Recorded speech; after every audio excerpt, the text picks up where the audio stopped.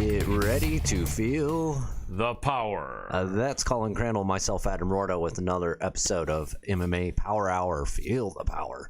And Colin, man, we've got three great guests coming up here. An absolute legend in the sport, professional wrestling commentator and promoter. And then we've also got, I would say, a real hot fighter right now.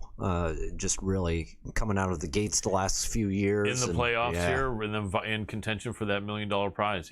Yeah, over at PFL. So that's always exciting. Absolutely. We're going to have some great conversation with these three great guests and bring a lot of information, entertainment, and opinion from these super legit guys, and, thrown in a little bit with my opinion, Dr. Adam Roorda's maybe, and we'll have a tasty soup for you guys, hopefully, in the next couple hours. Tasty. I'm having a little bit of I don't know what's going on with my camera. Tighten a little bit off. Well, in the meantime, I'm just trying to figure it out. Give me a second. No problem. All right. So while Dr. Adam Roorda is doing that, PFL and it's not Saturday. The 13th is going to be Friday. And you know what's interesting? PFL's day was always Thursday, and Bellator was Friday. But now you got Bellator trying to jump in the UFC's business on Saturday, and you got PFL jumping in Bellator's business on Friday. But is what it is. Yeah, the 13th, because the 10th is today, which is Tuesday. Yeah, so they should be on the 12th, but it's going to be Friday the 13th, which is a famous, popular date for people that are superstitious. Friday the 13th. Ooh, do keep your black cats in though, because maniacs might want to try to hurt black cats for whatever sacrifice BS, and so keep your black cats inside. Anyway, we have our guest from a short while ago, Brendan Loughnane, fighting this Saturday against Movlid Kai Bulayev, and that is in that featherweight division going toward the $1 million. The other bracket has Bubba Jenkins and Chris Wade. So if I'm not mistaken, this is the semifinals, and the winner of both fights will face each other. So it could be our guest from a few weeks ago, Brendan Loughnane, against our guest from this evening, Bubba Jenkins, possibly. And that would be super exciting. Be hard to know who to cheer for on that one, huh? 100%. And I apologize to everybody out there. I've got a delay on my camera right now. I can see it when I'm looking at this. But thank you, everybody, for tuning in to this episode and every other episode. Make sure you're hitting up our social media, and that is at the top of the screen. You see it going across there. Thank you, Colin. Your finger goes there on time. Mine doesn't. Always, no problem. Not a problem, since I don't have a delay on my bracket. At MMA Power Hour on Facebook, Twitter, Instagram. I am over on YouTube, so is MMA Power Hour. If you want to catch these videos on YouTube, for right now, this is just a temporary solution. It's on my own channel, and you can just hit the search bar and you'll find us over there.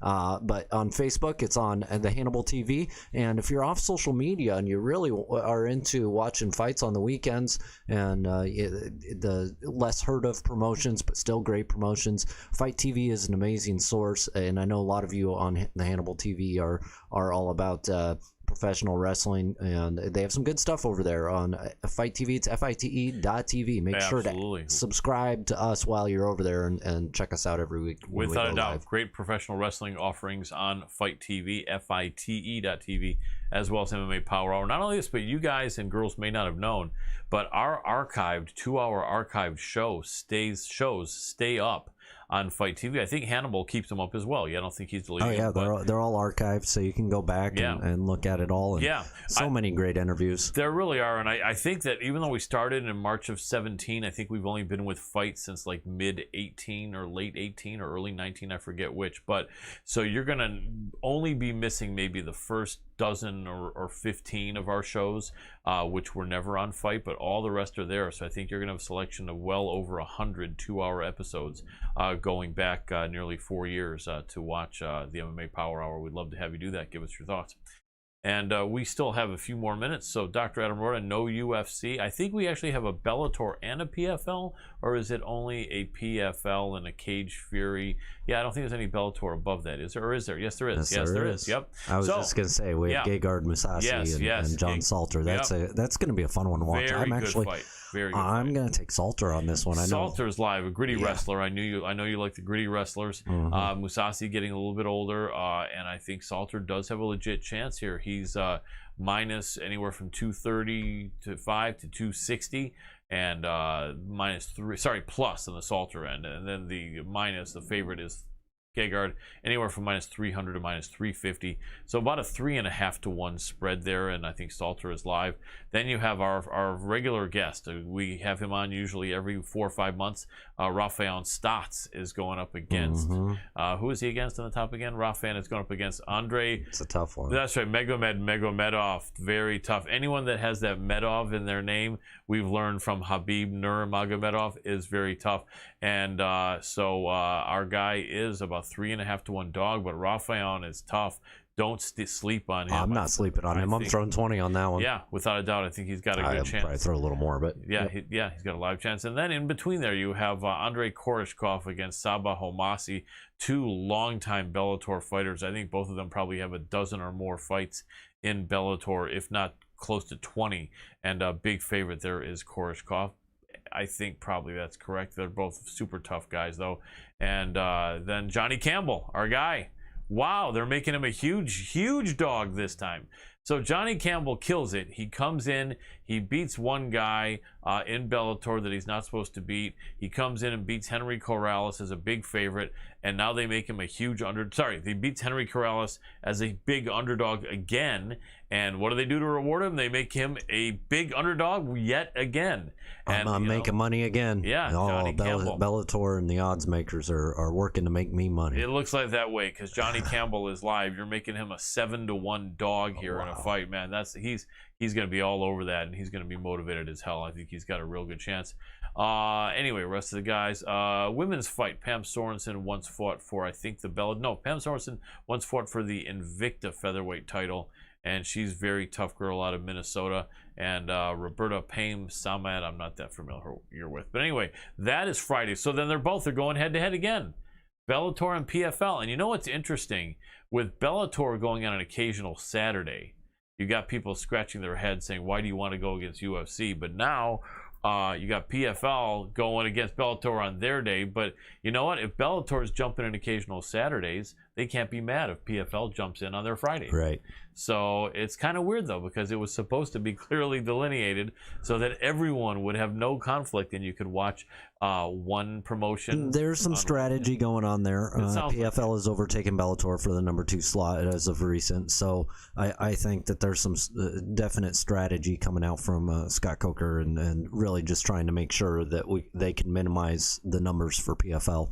Yeah, it makes sense. You know, it's going to be a really interesting dynamic. I can see a slouch probably coming for UFC and PFL catching up a little bit here just because they got the $1 million paydays. Yeah. And although I think for the tournament that AJ McKee just won, Scott jumped in and made it $1 million. Yeah, well. he did do that. But the PFL's been doing it for longer than Bellator. Absolutely, they're coming. They're doing a lot of great promotion. They're hustling. Bellator tries their best, but has kind of, I think, a set amount of PR and promotion. I love them. I love their team. They're all great over there.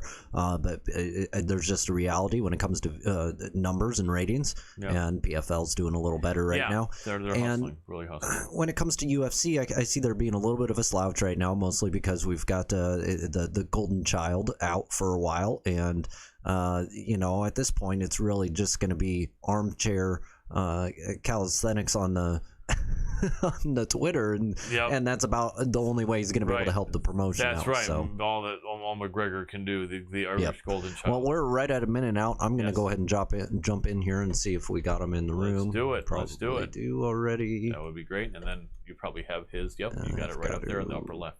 Join with computer audio. Make sure that's set right. And that is the zoomy zoom. Yep. All right. We've got that. And then when you have a chance after that, just us right now. Switch it to. So she said she confirmed with him again about 2 hours ago. Okay. And so let me know if.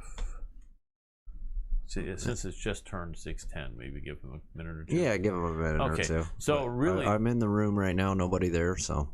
Okay. Dead silence now. Yeah, I'm sorry. I'm gonna. Sorry guys. I just want to let his rep know there. Okay, so all right, so we're working on getting our guest scheduled for right this minute on our show from the PFL. The man known as I Am a Bad Man, Bubba Jenkins. Bubba's been killing it over at PFL, hasn't he? I know that he had some wins and losses in Bellator. Oh yeah, well, against our guy Bobby Moffitt. There you go. Yeah, beat him, and before that, Lance Palmer. 5 in a row. Well, actually, though, 2 of them were in PFL. So he was over in Bellator. Then he went over to ACB. And he had a win and a loss there. And then he went over to Brave, which is over in England, a great promotion, and was 2-0 there and 2-0 in the PFL. So he's on a 5-fight win streak. Really, really good guy. Really, really good wrestler. And, you know, definitely a guy in serious contention and in the room. And do we have connection? Bubba Jenkins. Bubba, can you hear me? Okay.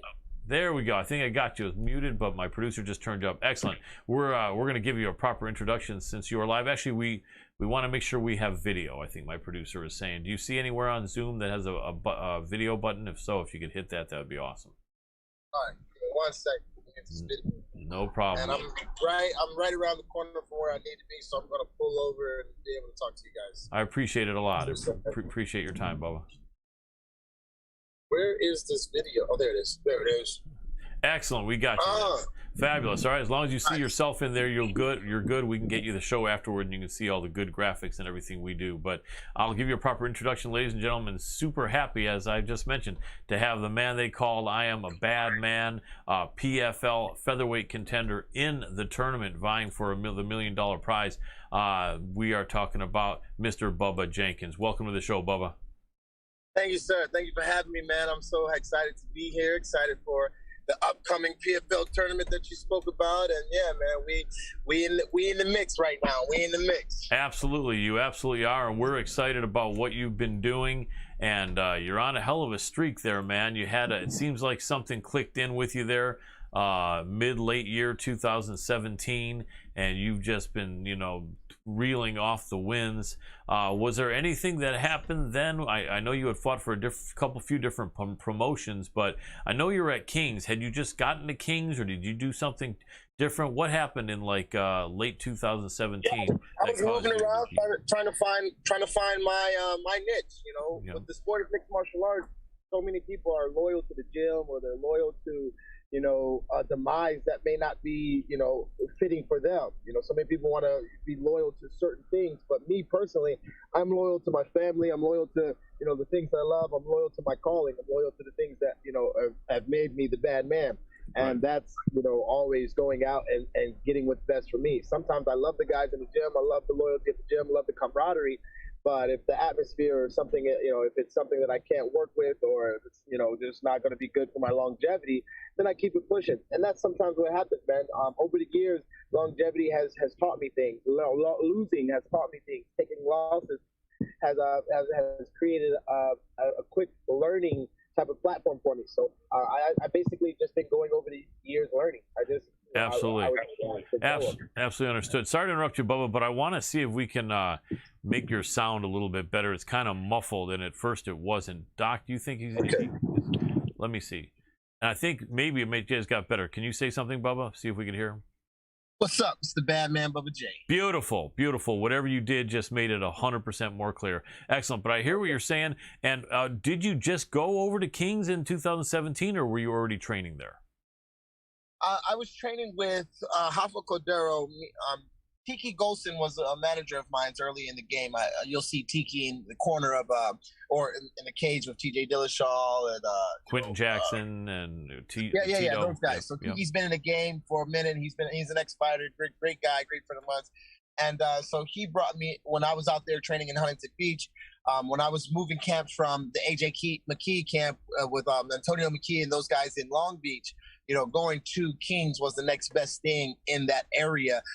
And then I eventually ended up at Black House because Rafa Casanos hit me up about coming and training with him. And that's what kind of got me into the Kings and into the Black House area. And then it got me understanding that, like, you know, you got to move for what's best for you. So many people are moving with the team or staying with the team, but have no ability to get other things done. And I'm not one to stay on the block that's melting. Absolutely, I agree 100%. So just to be clear, it looks like you're alternating your time in between Black House and Kings nowadays. Is that right? No, sir. No, sir. Not at all. I'm not in California at all anymore. Me and Dewey Cooper have started our own MMA regiment team, our own workouts, our own thing. Me and Dewey Cooper have a gym in Henderson called the Big Scary Gym. We partner with the owner of the Big Scary Gym, and he wanted to run an MMA program out of his gym, and he infused the talents of me and Dewey, and we've been rocking and building the kennel with the best dogs, the hardest Rottweilers, pit bulls, Dobermans come out of. So we're just trying to incubate a system that grows the toughest. Absolutely, I know Dewey Cooper, the Black Cobra, they called him right when he fought in kickboxing. Oh yeah, the Black Cobra, and he's not only does he have a coach's eye and a coach's tongue, the ear of the hearing, but I mean he's inspiration to so many people that have been in mixed martial arts. You've seen the fights, you've seen the game, you know Dewey's name, so you know that he's one of the best. Absolutely, without a doubt, man, and that's exciting to see you over there. And what's that gym called again? It's called Big Scary Gym in Henderson, Nevada. Awesome. Me and Dewey Cooper are running our little wrestling program. Team Relentless, baby. Team Relentless. I love it. MMA. I love it. Anybody there that helps tune you up for fights, especially this camp, you want to shout out credit for? Oh, absolutely. My man Timmy Twilight. We actually I'm packing my bags right now to head towards Timmy Twilight. We have a fight this weekend for CFFC. Even while I'm training, even while I'm in my own little thing, in my own field, I still help out the guys. I still coach the guys that expect me to be there in their corner and things like that. So I'm here for the growth of the team, and not just myself, but we're grinding. There's a lot of guys that come all over the place because Dewey's got such a big name that it just knowing where Dewey's at. He used to train at so many different gyms with so many different people that finally we got our own house, and you just see the who's who of athletes coming in: Lee, Kevin Lee, Timmy Twilight, Doucha champion. Obviously Francis Ngannou. I mean, we just have some of the best fighters, and obviously they rep our flags, but it's still an amazing gym, an amazing thing we got building. Without a doubt. So yeah, I remember there was definitely Dewey was there with Francis, and was that also back when Cyril Gahn was training with Francis? No, I don't, not a Big Scary Gym. I mean, I'm sure Dewey was with those guys and things like that. Dewey did talk about we were watching the fights together. We spent a lot of time together when we were in camp, things like that, even when we were out of camp. And we were talking about, I asked Coach if the fight this weekend was the biggest threat to his his champion's purse, his pockets. Mm-hmm. And he was like, man, definitely, because that guy has have fought with Francis when Francis was young in his career, so the mental edge and things like that. So we were just talking and ripping it up about game like that. I always love talking to an OG in a game or someone who's been through some stuff like a Dewey, because you just learn so much, and you don't really get to learn those bases unless you ask the questions or you're talking to an OG like that. Without a doubt, and I'm glad you have that respect. Hey, real quick, I think your video went out. I wonder if you could hit that button again when you have a second. There we go. Fantastic. Yeah, no, I like that you say that, Bubba, because I know that some fighters are so obsessed with trying to be with guys that are their same age or in their same level of fighting that they forget about the OGs out there that have all the knowledge. And I've never been a professional fighter, but in my life I've always learned things from people more experienced than me, because they're a great asset. And it's good to see that you have that awareness to utilize people like Dewey and that have experience. And that comes from me kind of just having a big family. In my family, there's matriarchs and patriarchs, and your oldest cousin ain't gonna be able to talk. I mean, your youngest cousin ain't gonna be able to talk crazy to your oldest cousin. There's a sense of hierarchy and a sense of who's been here, and then it matters. And the oldest aunt is going to be able to say more at the table than the youngest aunt, and you can see the respect that my aunt has for my oldest aunt, or my mom has for her older sisters, or my dad had for his brother. So growing up in that kind of atmosphere, and having that mixed martial arts background where the wrestling coach is the Don of the group, and he's saying that you kind of create that, man. It's just a beautiful little thing, and if you can create that kind of atmosphere, you can create something that's really good and real accountable for yourself. 100%. I think we lost your video again. Hate to bother you, but if you could hit that, beautiful. All right, well, I'm where I'm supposed to be now. So beautiful. I appreciate you, my friend. I really do. So you have a fight coming up this Friday.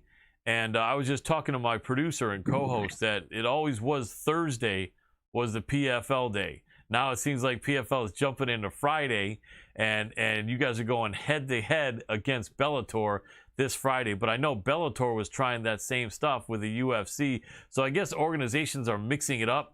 Do you have a feeling one way or another about that? Would you rather just have PFL stay in their lane on Thursday so that there's no other fights to watch on a night you're fighting, or are you cool if they're going up directly against Bellator on a Friday night?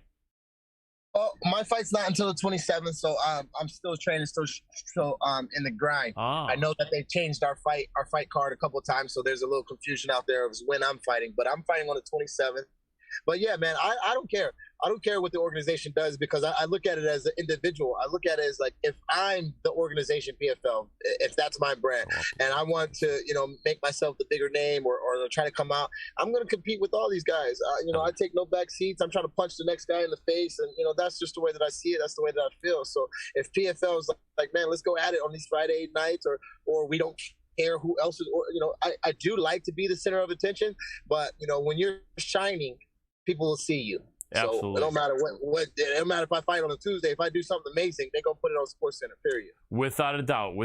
And so you're right, I see it is in a different spot. Mentioned that it is 2 weeks from Friday. So Chris Wade, what can you tell us about this man? Seems like a fairly skillful dude who's been on a pretty good streak. I don't like the way he's talking about me. He has some kind of respect for me, I guess, because I'm a wrestler and he's a wrestler, and I've done things in the sport that other wrestlers wish they can do. So that's the only type of respect that I feel like he has for me. I want people to know he keep putting my name in his mouth. I'm gonna have to see him and snatch it out, because he keeps speaking on me. I don't speak on much about Chris Wade, I don't really even say his name other than when I have to, give that interview part of my interview. But for the most part, he just brings my name up too much. Every interview I see about him, every interview I hear about him, it's Bubba Jenkins, Bubba Jenkins, Bubba Jenkins. I understand that he's fighting me. I understand that I'm the center of his attention and the apple of his eye right now. But I also don't like what he's saying. You know what I'm saying? He's saying that I speak a certain game and I fight a certain way. I speak a certain game and I fight a different way, or something like that. Right, as if I'm not the mixed martial artist that I am. And either he gonna put some respect on my name, because I think he's speaking to try to get under my skin, but what's gonna happen is he's gonna get under my foot. Yep. And I'm gonna end up having some type of animosity towards this wrestling American on wrestling America. I'm not with you speaking about me, talking to me, thinking that I'm not who I am. Yep. The validation comes from the titles that I've won and the people that I've beaten and the streak that I'm on and the mentality that I have. The people in the gym know there ain't 5, 4, there ain't 3 guys in the world, in the entire world, galaxy, the universe, whatever you want to say. I don't believe there are 3 men that you can put on the list and they can say that they can just handily beat me. Like, right. It's going to be a fight. It's going to be a fight. And Chris Wade just, I'm upset with him. So that's what I feel about Chris Wade. I feel like I'm going to bring it to his mouth. I'm going to bring it to his face, and we're not going to compete. Absolutely. One thing that I don't hear talked about too much, and I'd be curious to see what the answer is a lot of times you will get to see some trash talk in the bigger promotions like PFL, Bellator, UFC, but we don't really get to see much of the lead up in other organizations. And I know you fought in Brave and ACB and Bellator as well.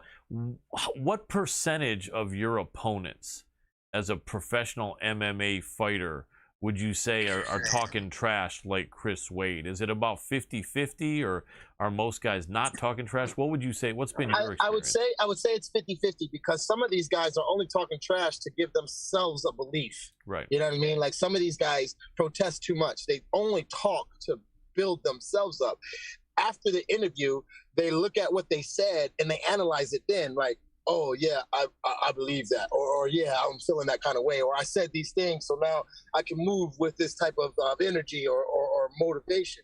I don't speak to motivate or hype myself up. I speak to let y'all know what I'm already thinking or how I feel or what I believe. Right. I'm not speaking to like pulling things out of my ass and have weightless talk. I'm speaking to let y'all know what it is. And I think that's why he tried to say that, you know, he carries himself like he's speaking like he's a Conor McGregor, but he tries to show up and fight with the exuberance of a Damian Maya. And I heard him say that or something like that along the lines in some of the interviews that my fans have been sending me. And it was just like, you know, you understand the way that I speak. That's why you're comparing me to Conor McGregor. But the thing about Conor McGregor and the thing about me is when we speak a thing and you see it in my eye, and you see it in my tongue, you see it in the way that I move and the way that I carry myself, you know that I believe what I'm saying. This ain't no weightless talk. I kill the scene and I murder it. When I come through and I say the things that I say, people feel me and I move it. I'm not a mall cop. When I say freeze, the guy just looks at me and he keeps moving. Right. I'm in the CIA. I'm FBI, dog. When I say freeze, I'll freeze your whole account. I'll freeze your family's account. I'll shut everything down because I've been through the grind of trying to make that validation known that I am who I say I am. I am who they believe I am to be, and I am who I thought I was going to be when I started in the sport of mixed martial arts. And I'm still evolving. I don't believe I've had my best fight coming off of, you know, a 2-year layoff of beating the champion and then a short notice with, you know, all the new attributes and fighting a divorce and fighting all this. I don't believe the best Bubba has come out yet. You know, some of the best Bubbas are seen in the gym where the guys know that I'm one of the top fighters. They know that I've declined my UFC contract. They know that I am who I say I am, and I'm not just this, you know, security mall cop with a flashlight and spray. I will bust that ass down. Without a doubt, you walk the walk as well as talking the talk. That was a huge win, very impressive over Lance Palmer, and then a very good win recently over Bobby Moffett, who I know was very motivated in that fight.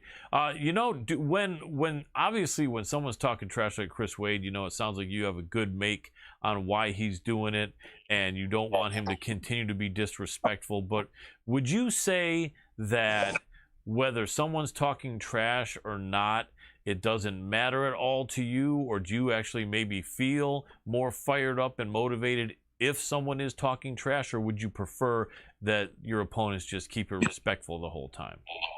I just want them to be real. If they talk trash, like, you know, if you talk like me, you a guy like me, you kind of just talk trash, then yeah, I don't mind you talking trash. But if you're faking it, if you're phony, if you're pulling the Colby Covington just to like get a rise or those type of things, man, that's weak. That's whack to me. I do get a rise out of fakeness. I do get a rise out of saying things you don't believe. I want them to talk trash so I can hear what's in their heart. You know, out of the heart the mouth speaks, and that lets me know, you know, where you stand, where your mind is. You know, when I look you in your eye, you can't look away, and there's things that can be said about the look of things. When you really have to have told me the things that you told me leading up to the fight, and I finally get to weigh in to look you in your eye, you better have believed those things you said, because I'm one that is fully invested, what's the word? I'm fully understanding committed, that maybe. I'm there. Yeah. Absolutely. I'm with you, Bubba. I appreciate that. And that's a good, strong attitude and focus that you need to have. That's what What was the word again? Most of these guys are trying to, you know, come up with an understanding of who they are. I am fully persuaded in who I'm called to be. My purpose predated my person. The only reason why I am a person is because I had a purpose. And this is bigger than my fight. This is bigger than Chris Wade. I'm here for bigger things, and I'm just playing my role. Absolutely. What would you say has been the biggest improvement in your game, whether it's conditioning, certain fighting skills, mindset? What are the biggest improvements in your game, say, between now and like 5-6 years ago? I would say mindset. A little bit mindset, preparation. I matured a little bit, you know, being a contender and being a challenger. You know, you still go out and party a little bit closer to the fight. You still do a little bit of this and that while you're trying to learn the ropes. And, you know, me coming out of college, I've been grinding in the wrestling world for so long that when I first got in the sport of mixed martial arts, it felt like an off season. You know, it felt like, you know, hey, you got this fight, you know, 8 weeks away. So, you know, what are we going to do up until then? And I was always a guy that was in shape. So it wasn't like a get in shape kind of thing. It was like almost like a waste of time in my mind, being a young MMA fighter. And then I started to understand and get the value of what those weeks lead up to the fight in the camp and started just prepare a little bit better. So I would say mentality and preparation. The mentality of the lion changes the entire jungle. So that's the type of mindset that I try to go in with. I like that, and I'll tell you what. One thing I've noticed unique about you is because of your reputation in wrestling, they really didn't give you any easy fights in MMA. I'm not going to throw out names of people who got easy fights in different organizations, but there's some people, and then we know in boxing, that's the whole thing. You fight like 25 tomato cans to get to be 25-0, but you're the opposite. That's why I tell you, I'm not a mall cop, man. I didn't get placed at the top of the mountain, man. I climbed up the sleek, snowy, sunny, the hard, rainy part of the mountain, and I placed myself at the top there. I wasn't given some of these, lead up jumps. They knew I was off for 2 years. I was a champion coming from another organization, right? And they give me a champion coming. Hey, welcome to the organization. Here's the 2-time undisputed, you know what I mean? It's right. Just like, everywhere I go, even when I went to Brave, I fought the champion right off the bat, and then I fought the 2-time champion at 155 in my defense. I never seen a fight that I didn't like. It's just being smarter. It's being smarter and not being tougher, because I'm a tough guy. I'll fight anybody anywhere. You step on my shoes, and you know what I'm saying? You step on my shoes, and my son's around, and we fight. It's gonna be a good thing. But I'm also a smart man. I'm very intelligent. I've ran the ball for my career for the most part. Everything you see written about me, I held the pen. So you can't just say that people controlled the way I move and how I moved or what organization I went and what I did. I was the running back, or I was the quarterback to this whole offense, and I still am.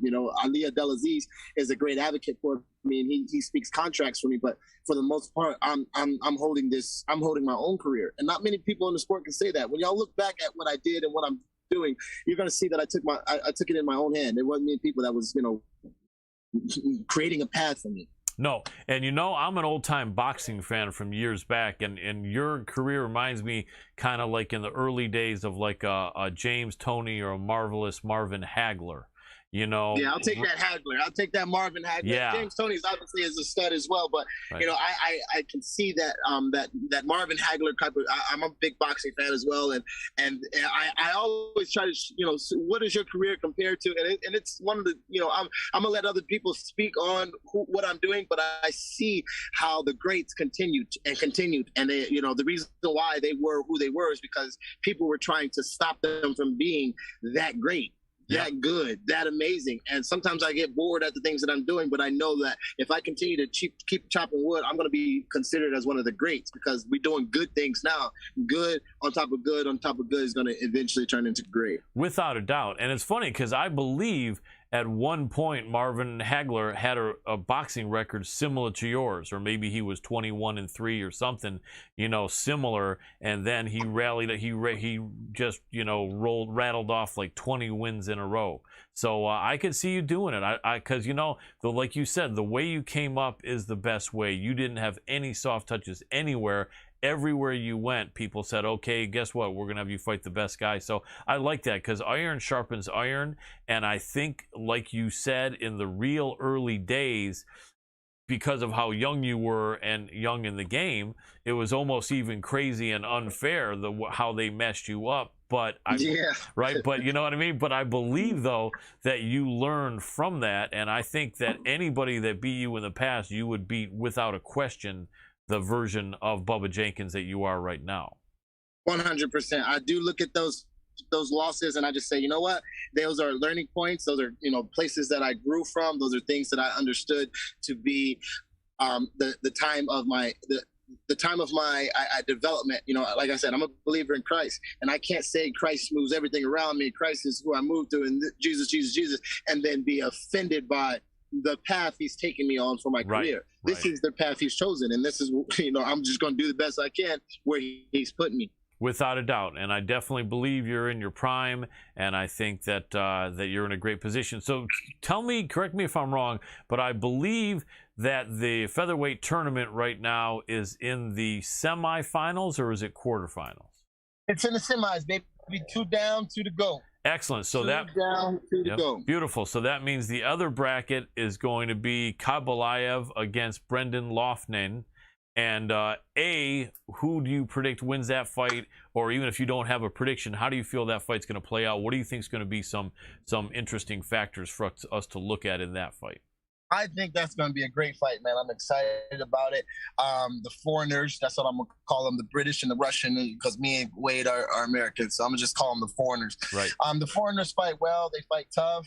They're smart guys. And, I think the Lockney kid is going to have a hard time being able to stop the wrestling of the British guy and the fact that, of the Russian, and the fact that the Russian can strike. He's not just this wrestler or, that, only depends on wrestling and wrestling alone. He actually can get it in with his hands, and he's a little bit of a firecracker. So I'm excited to see who comes out on the other end. It's definitely going to be good, and I'm sure you feel confident about how you match up with both of them. And have they given an approximate date? I mean, they probably can't because they don't know what kind of damage the two winners are going to take. Or did they? They're giving us our date. We know the due date. Maybe it's October 29th. I'm going to be a millionaire on October 30th. October 29th, Halloween weekend in Vegas. It's going down. That's awesome. So by Halloween, you'd be a millionaire. And if you're a millionaire on Halloween, would you do what you normally do on Halloween, or would you do something a little different? If I'm a millionaire on Halloween, I'm probably going to do something a little different. Good. That's good. I'm glad to hear that. Hopefully it doesn't involve anything too crazy because, Halloween, drivers get crazy. Everyone gets crazy. So be careful, be smart. The fight is in Vegas, and it's not my hometown, but it's where I reside right now. So the fact that the fight is coming back, and everyone who's saying, let's bring the fight home, but everyone's been saying, bring it back home. So we win this fight right here, we bring it back home. I am 100% sure, win, lose, or draw, we're going to have some Halloween festivities in Vegas that weekend. Absolutely. I wouldn't say Halloween, I just say celebratory favorites that weekend. Beautiful, beautiful. And I love to hear that, man, because you've earned it. You paid your dues and you've earned it, and it's going to be amazing. All you got to do is get by two more, two fights, and this next one is the first one coming up on the 27th. How's training camp going, man? How's the weight cut? Is 45? I know you probably cut a bit for it, but is that still comfortable? Or are you eyeing 55 in the future? What's your thought? Right now, 45 is where I want to be. 45 is how comfortable, I know that I've done everything right as far as, if I make 155, I could cheat on some of the running and some of the meal plan and some of the just small stuff. But when I'm at 145 pounds, I'm at my peak performance. I'm at the place where I feel that, there's not a man in the world. Like I said, I keep saying this, but there are not three men in the world that can beat me. I don't care what we're talking about, what situation it is. They want to compete, they want to fight, they want to scrap, they want to rap, whatever we want to do. I don't feel like they can touch me. But me specifically, man, I'm loving camp. Dewey's just getting back from England, and we've been chopping even before he left. We were chopping, and I got some really good guys in my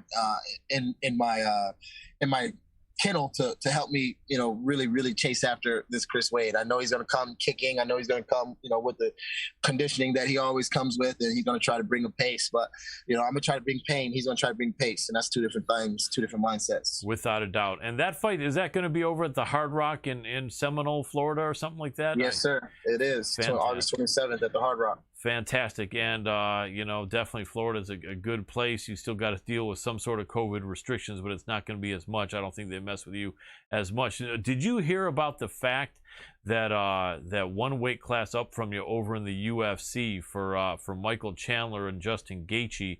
They're talking about Chandler. They may not let him fight because New York is trying to get involved in what the fighters do with their bodies and is saying we're not letting anyone in any indoor sort of sports or entertainment that doesn't have a test. And Michael Chandler saying as soon as the FDA 100% approves these vaccines, that's when I'm going to take a vaccine. So do you have any, I'm not trying to get all political about that stuff, but what do you think about that? Like, do you think that Chandler has a right to say what he's going to say, and then they have a right to not let him fight, or what would you do in that sort of situation? We're starting to mix religion with state and mix politics with, that's where everybody's starting to not know how the government and the system was set up. The reason why they set it up, the Constitution, the way they set up, I'm not the brightest tool in the fucking box, but the reason why they set up the things the way they set it up is so that later in life, these type of talks and these type of people with the same type of mindset don't go around flipping things over and changing things over. Right. I'm a believer in Christ. No evil shall come near my dwelling. I'm 34 and old with the COVID test. I ain't seen a COVID test pop up positive yet. What I mean? I've been killing COVID. I ain't seen COVID, in the last couple of years. sorry for the people who have lost and who are dealing with it. I know it's a real thing. I'm not partaking like it's a fake thing, but COVID ain't messing with, you know, the blood of Christ that I have running through me. I'm not thinking that a disease that is, you know, made somewhere in the lab is going to be able to deal with what I believe from my word. Absolutely. So when they come to me and telling me I have to get this and I don't have to do nothing but love Christ and die. Yep. Period. I agree. Period. So when they come to me telling me that, I'm gonna stick religion in their face, and we're gonna have an understanding of who's going to do what, because I know my God does reign. My King is supreme. So y'all can come up to me and tell me what y'all want to tell me, but at the end of the day, my judge will give me the judgment that we understand is vindicated. Absolutely. I like that. I appreciate those words. We only have you for about another 2-3 minutes, but let me get your opinions real quick. Over in Bellator, where you did fight previously, did you feel surprised that AJ McKee caught Pitbull like that? No, I wasn't. I mean, if you know anything about my history, you know, me and AJ have grown up fighting. I mean, him and his dad have been close together. Very similar story to me and my son, and how I bring him to the gym and everything like that. I feel like I have a piece of that championship. I have a piece of that world title. He's been waiting for that fight since I was in Bellator. When his dad was speaking for me on my behalf in Bellator, and we were doing our thing, and Pitbull declined to fight with me. Pat Curran declined to fight with me. When I was in Bellator trying to get those top positions and trying to get that belt, you know, they were declining fights with me. And then AJ was like, I want that fight. I want that fight. I want that fight. So there were times where I could see the hunger in the young man's eye to really get after, you know, Pitbull. He's been saying he can beat Pitbull since 2013, really. Right, you know what I mean? right. So, long time. So to see it happen, I wasn't surprised at all. Everyone who had called me, I told him McKee. Anybody who really put some money on it, I told him McKee. And I didn't think it was going to be close because of his youth, his mindset, and his ability. Yeah. There's a lot of things going on with AJ that a lot of people don't know, and unless you're on the inside and you can see that type of greatness, you're gonna be shocked by it when it pops you in the face. Without a doubt. Now, Pitbull was talking about right after that fight, or a day or two after, that he wants to see AJ at 155 for his lightweight title right away in his backyard in Brazil, but then he kind of walked that one back. And he kind of said, well, if we he don't want that. Right. He said, if we do this again, it's got to be at 145 or whatever. But so if it was at 55, you think that would favor AJ even more, huh? Even more. Okay. Even more. It would be uglier. It's a more energized AJ. AJ was a young man when he was first coming up. We were first fighting at 45. Yep. AJ's what, 22 now, 23, maybe 24. He's coming into a grown man. That kid's got a beard now. Yeah, he's like 26 now. Because I was his older mentor. I was the older OG in the gym when, you know, he's like, yo, Bud, what do you feel about this? What do you feel about that? I knew how great he was going to be. Yeah. I still feel like I'm a better fighter when people ask me, yo, you saw AJ McKee, how do you feel you match up? Like, come on, stop it, bro. I used to teach this kid. Right, exactly. You know what I'm saying? Like, that's my boy, but I'm also like a grown-ass man. Right. So there's a difference between, like, you know, being in the camp. I can't say that I'm his big brother, but the mentality is there. Right. The things that I've taught him are there. The reverence that he has for me is there. It would be an uglier fight at 55. AJ's on his way. I mean, he's 18-0. Yep. 18, you know, and it's not like a different 18-0. He's been wanting these guys that are going to challenge him to get that L. But, you know, he's special. He's different. So I'm happy to have learned from his father, learned from them, and learned from their camp. But, you know, we focus on bigger, better things. He got $1 million bonus. I'll get my $1 million bonus here, and, you know, we'll talk about the rivalry and the things like that later in life. Absolutely. PFL and Bellator want to really sit down and talk about some big money. Absolutely. One day, maybe that could be for big money. Now, last 1 minute we have you. Let me ask your thoughts over the UFC. We got the champion from Australia, Volkanovski. He's the coach on one side of the Ultimate Fighter, and then Brian Ortega is the coach on the other side of the Ultimate Fighter. Who wins that fight? And in your opinion, who's the best featherweight over in the UFC? Man, I got Volkanovski winning the fight. I don't see Ortega's style being able to deal with such a tough type of fighter. I like Volkanovski's demeanor. There's something to be said about the demeanor of a warrior or a champion. Yep. You know, there's some guys that have this cocky bravado. He has this nonchalant, like, you know, it is what it is. We'll do what we got to do. Like the demeanor is a scary demeanor. I'm all about the energy, the anointing, the vibrant feel of their spirit. And when I come into the presence of them, or if I come into studying of those type of people, and I see that they have this understanding of self, or understanding of their worth, of that gives me a different understanding of who that person is in their mixed martial arts career, and their carrying. I mean, it tells me all about their offense, their defense, the way they work in training camp.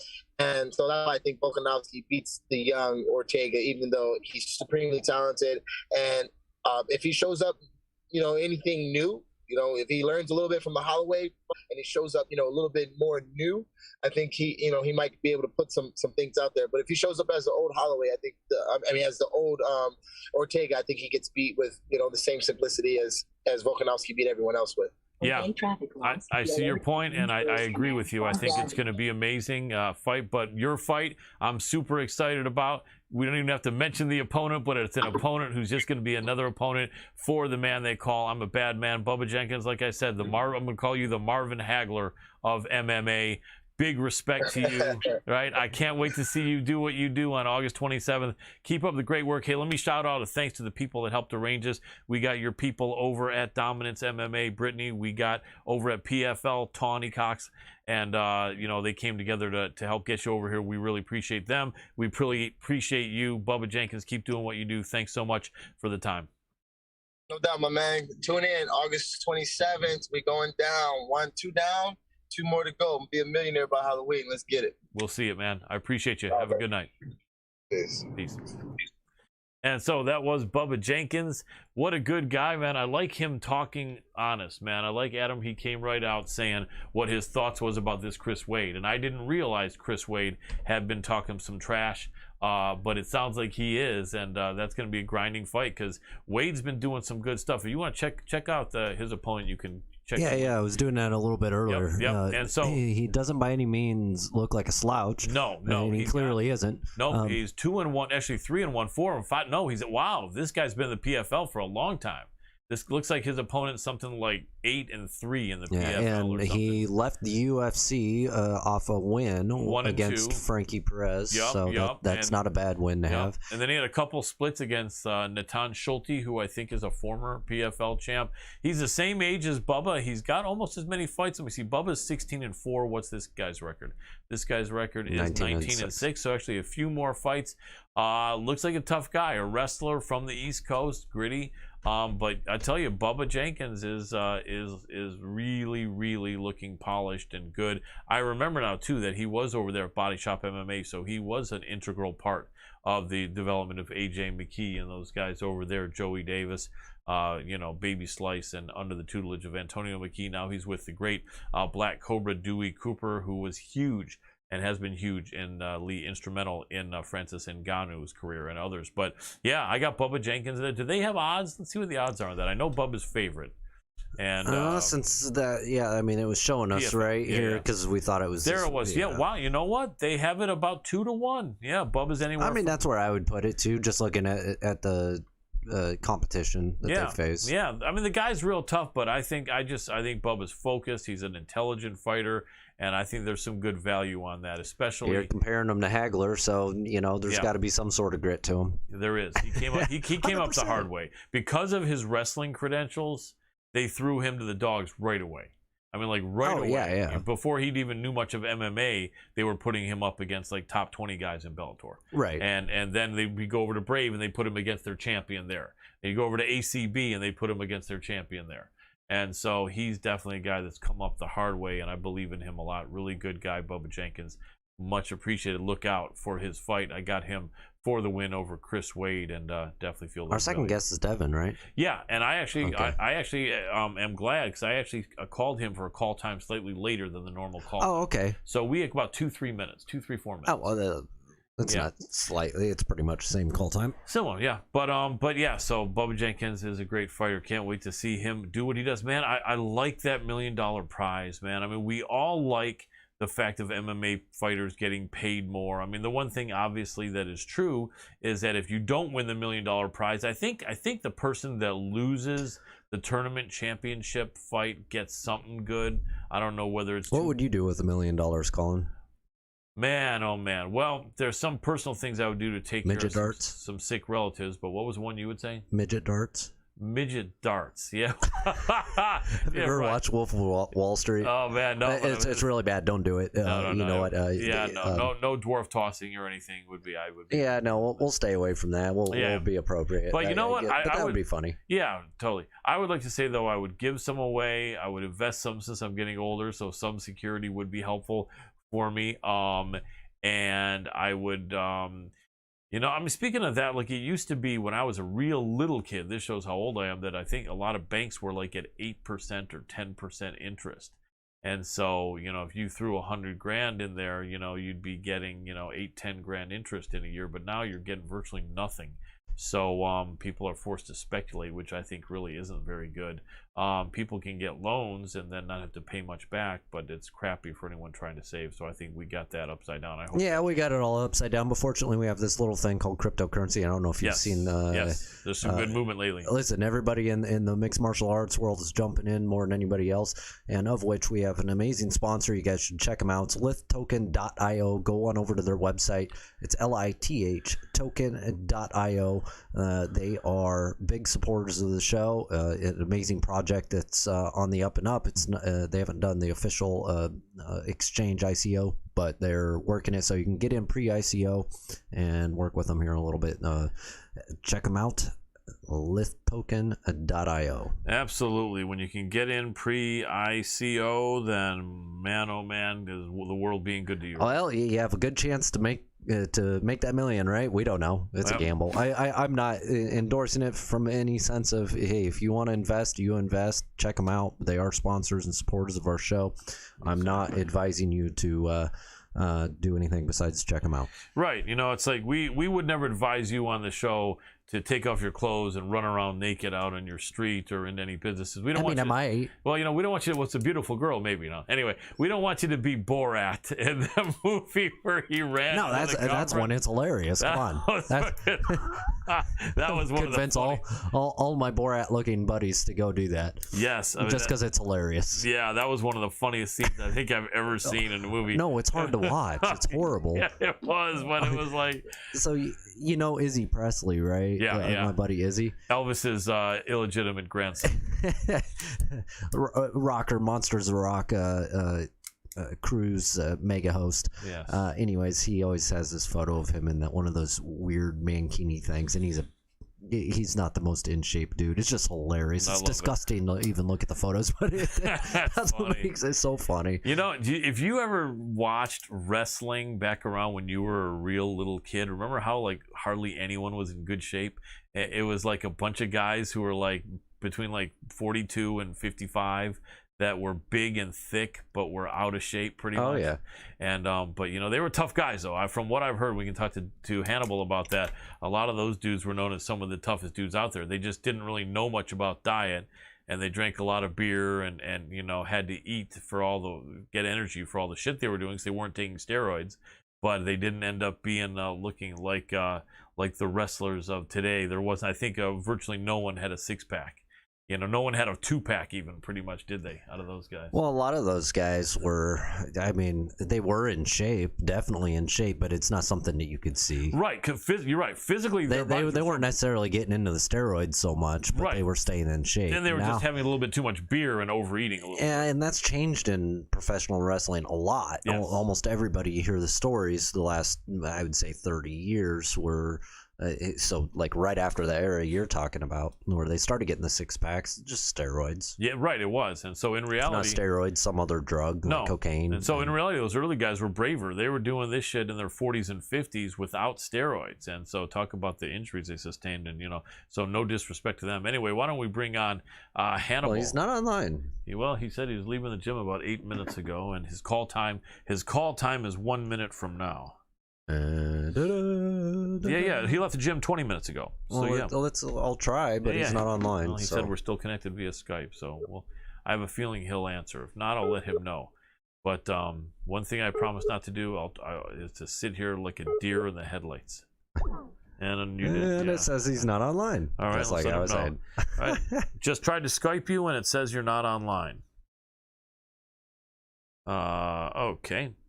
Anyway, we're going to get this situated on my prediction, other than what Mr. T predicted in Rocky 3, which was pain.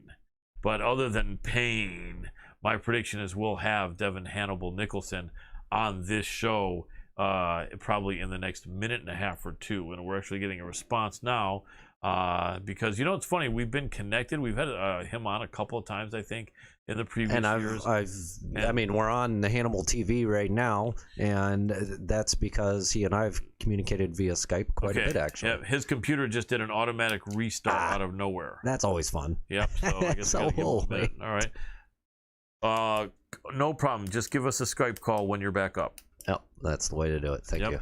Anyway, alrighty, thank you. So I'm even learning some good technical stuff. And I have my water here. The king of sugar now has just water. And so that's right, boys and girls. I'm going to be getting back in as good shape as the... Are you cutting sugar out of your diet not altogether, but not altogether, but for a good amount, I'm going to try. Because I know I can do it. I've always been super disciplined. You know, I've got 4 mini brownies I'm going to eat, and then I think I'm cutting out sugar for at least a few weeks. I'm going to see how...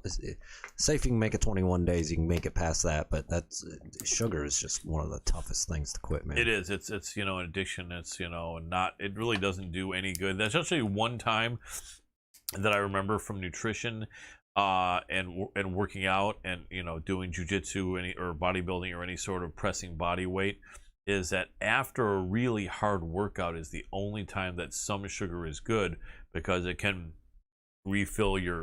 It depends on the body, your age. There's a whole bunch of different factors. I don't want to tell you to go cut out sugar. Some of you may actually need it. I'm actually one of those body types that generally needs it, but at a certain age it changes, and I'm noticing it big time. I used to need it just to maintain weight, and my dietitian would always tell me, eat junk food. Right. You need to eat junk food. That's because of your body type. Yep. So, yeah. Anyways, there he is. Let's bring him in. All right. There you are, my friend, Devon Hannibal Nicholson. Can you hear me, brother? Yes, I can hear you. So glad to have you there. Ladies and gentlemen, I'm so happy to have this next guest back on the show. A lot of you know him because one of our platforms where our show broadcasts weekly is on the Hannibal TV, but this is a tremendously talented, knowledgeable mixed martial artist, commentator, fighter, decorated Greco-Roman wrestler, and one of the most popular podcast stars and hosts on YouTube for professional wrestling. The guy's fought MMA. The guy knows combat sports, and we're talking about none other than Hannibal himself, Mr. Devon Hannibal Nicholson. Welcome back to the show, brother. Thank you, and thank you for streaming the show on the Hannibal TV Facebook page and YouTube channel. We get a lot of great feedback on your interviews. Thank you. I really appreciate that, and it's our pleasure. It really is. You know, we've had some of your people jump in and give us a lot of support. And then once in a while, the other way, we have some people jumping in saying, "Why isn't Hannibal hosting this? Who is this?" You know. And then, or someone says, one person said, "Well, Hannibal can't host everything all the time, so we got these guys here." You know. So either way, we're happy to be part of it, and you know, really enjoy the work you do, man. You put in a lot of time on your channel. How long have you had the Hannibal TV on YouTube? About 6, 7 years or something? Yeah, since about 2016-ish. Okay. 15 or 16. All right, about 5, 6 years, and you've got like close to about 300,000 subscribers or something, right? Yeah, and close to 200 million views. So we lose a lot. We don't have as many subscribers as our views actually show, because normally 200 million views, you'd have more subscribers, but some of our fans are off and on. Yep, it makes sense. Well, you have some great wrestling interviews. I love when you have these guys from the 80s and 90s, man, because as a little bit of an older guy, I remember cheering for those guys. And I love the stories. In fact, I was just talking with Adam here prior to you getting on, that if you remember the nutrition as well as the knowledge about fitness, and then also, you know, steroids and other things weren't around so much before like the late 80s. And so in the early 80s and 70s, you had a lot of guys who probably looked like your dad at this point, right? They were big guys who didn't really look in shape. They didn't have a 6-pack or a 4-pack or a 2-pack, right? But they were brave as hell. They were tough as hell. They didn't have any steroids, so they weren't protected from any of the hard falls they took. And they just went in there and you know, competed in a dangerous sport. And what do you think? I mean, I think those guys, even though their bodies didn't look like it, a lot of those guys were very strong, rugged dudes, weren't they? Yeah, and those guys would get attacked a lot more too by fans because fans believed it more. So you'd have to be more legitimately tough in those days. And also to break into wrestling, they wanted you to actually be tough in the past. So you would be, they would call it, they would stretch you. Yep. Which is basically what grappling is. Like the wrestlers actually knew how to do like no-gi grappling, and they would rough up the trainees for a long time before they actually started teaching them that it was more a performance than actual real wrestling. Yeah. And the ones that weren't tough, they would just beat the crap out of them. So they would go around town telling people they tried wrestling and they got beat up. Yep. So it would make wrestling seem legitimate. But now all you have to do is pay money, and pretty much any wrestling school will train you. Yeah, it's really different. It's not the same rugged guys that were in it back then, at least most of them. And, you know, I know that you've been an open supporter of pro wrestling, but also an open critic of a lot of the shows today. And, you know, it does seem like that excitement of the mid-late 80s through the early 2000s is just gone, and I think maybe a lot of it was because of the promoters just kind of losing the grip on, or losing the concept of what really worked in the late 80s and the 90s and really early 2000s. What would you say though is the biggest difference, and is there anything now with social media and with the appetite of the millennials being maybe different than Generation X and baby boomers, is there anything that could be done to change wrestling so that all of a sudden millions of people would want to tune in every Monday night or Tuesday night?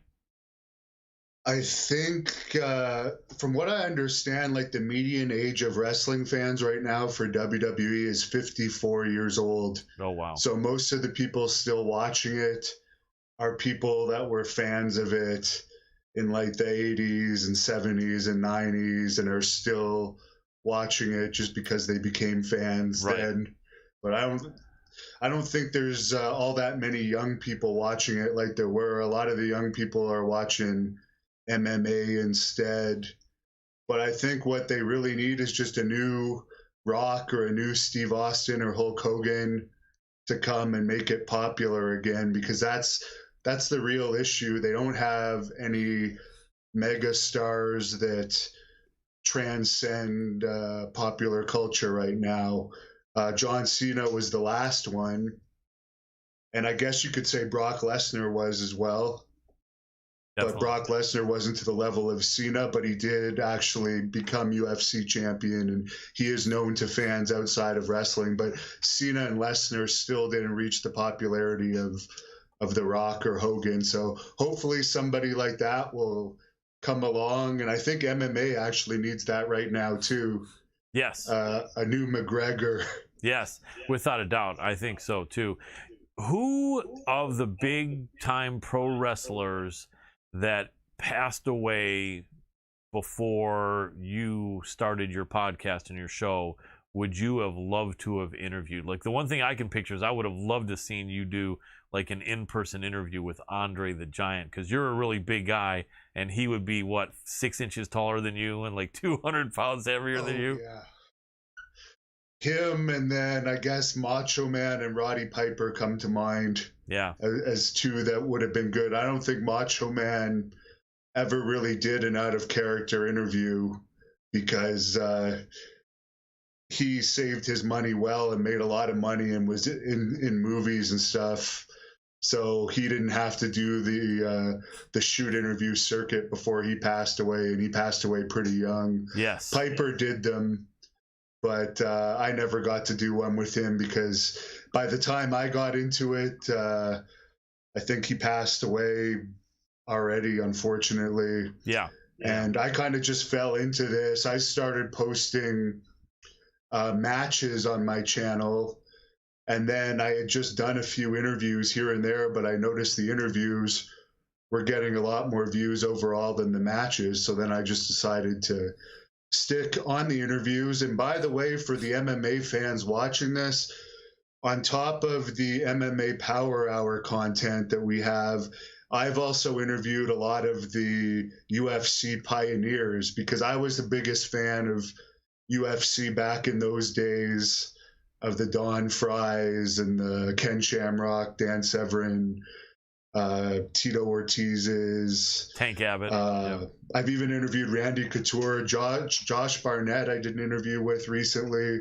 I'm not as knowledgeable as you guys as far as like the current product. I don't follow it as closely as you guys do, but I love those legends. They seem to have more personality than a lot of the guys today. A lot of them are like lacking that character, like the Tank Abbott style character. Yes, I agree. I really do agree. Those guys were just so great. The men you mentioned, and just so unique, man. I mean, Couture was just this upbeat, all-American dude everyone cheered for, bringing pretty much Greco-Roman wrestling in as his only game at first, and was brave enough to get in there and do that. And then, you know, you had Dan Severn actually at the same time, even earlier. Severn did that, just a good old big boy from Coldwater, Michigan, my original home state, doing his thing. And then you had, Coleman. Then you had Don Fry with that great image, the Predator. I remember for a while they were calling Fry Magnum UFC because he had that mustache, like Tom Selleck in Magnum PI. And he was just great. And you've done great interviews with them. Babyface Assassin, Josh Barnett, who then became the War Master. And you've definitely done great interviews, and you've had a few fights as well. Speaking of which, did you watch the interim heavyweight title fight this past Saturday in the UFC, Gane versus Derek Lewis? Yes, and that Gane guy was actually, he fought in this area a little bit before he went on to UFC. He was in the TKO promotion. Right, in Canada. Out of Montreal. So I was interested because when he came into the TKO promotion, he destroyed the guy that had been champion and was like considered fairly tough. And he just mopped the floor with this guy. And then he was the champion of that promotion until COVID basically killed that company. Yep. But I was surprised that he's now the interim champion. He's definitely talented. Yes. Would you be able to do an interview with him in French? Probably, yeah. Nice. And yeah.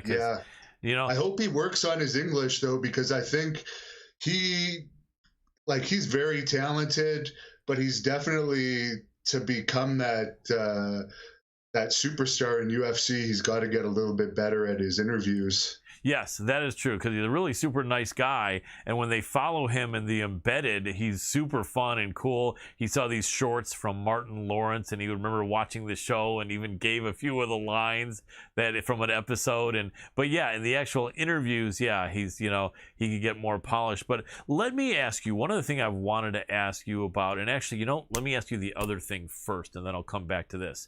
Pro wrestling, right? Pro wrestling, a lot of fighters are dying when they're your age or even younger. A lot of fighters are dying when they're older than you, when they're in their 40s, and then a ton of fighters are gone like by 50 or their mid-50s.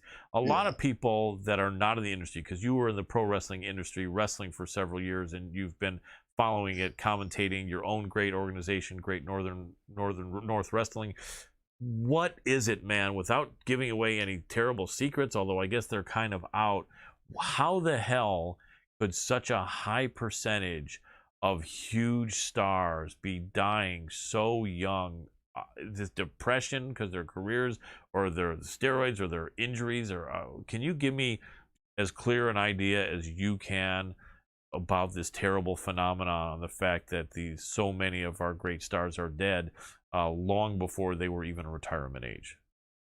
It does seem that the average lifespan of a wrestler is 20 to 30 years less than your average human being, as you mentioned. Yeah. To live past 60 is pretty impressive. Right. Hardly ever for a wrestler, it seems, particularly from that 80s era.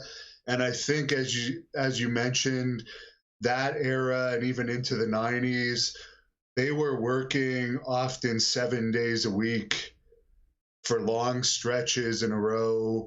They were doing steroids. They were partying. They were taking pain medication so they wouldn't lose their jobs. A lot of the times, black market medication. There was the whole trial related to, at one point in the 80s, there was that doctor Zahorian, or however you pronounce his name.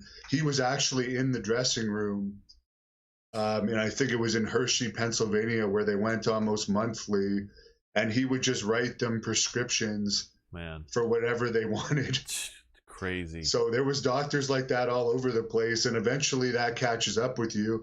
And wrestling, as I've explained to people, yeah, you're not intentionally trying to hurt your opponent, but you're allowing yourself to take punishment that you wouldn't necessarily allow someone to do in normal life. Like in wrestling, if you get slapped in the face, that's pretty much real. If someone did that to you on the street, you'd fight them over that. But that adds up. Taking those chairs, I can tell you that hurts. Oh yeah, the punishment is I've real. had my head split open a few times, both the back and the front of the head, from those heavy steel chairs. Yeah. And I've had a concussion from getting hit with a steel chair for about a week. And that's not unusual, I've heard, right? It's like dangerous stunt work, pretty much, isn't it?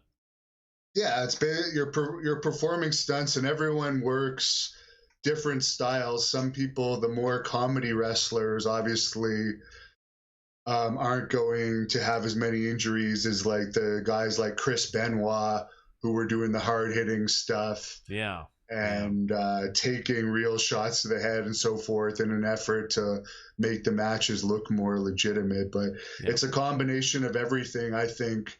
But you don't hear about the ones that weren't known for steroids and drugs passing away young, for the most part. That's right. Usually it's the ones that were into that stuff. The guys like Ricky the Dragon Steamboat, who, he was on steroids for a while, obviously, and he's admitted to taking speed and stuff.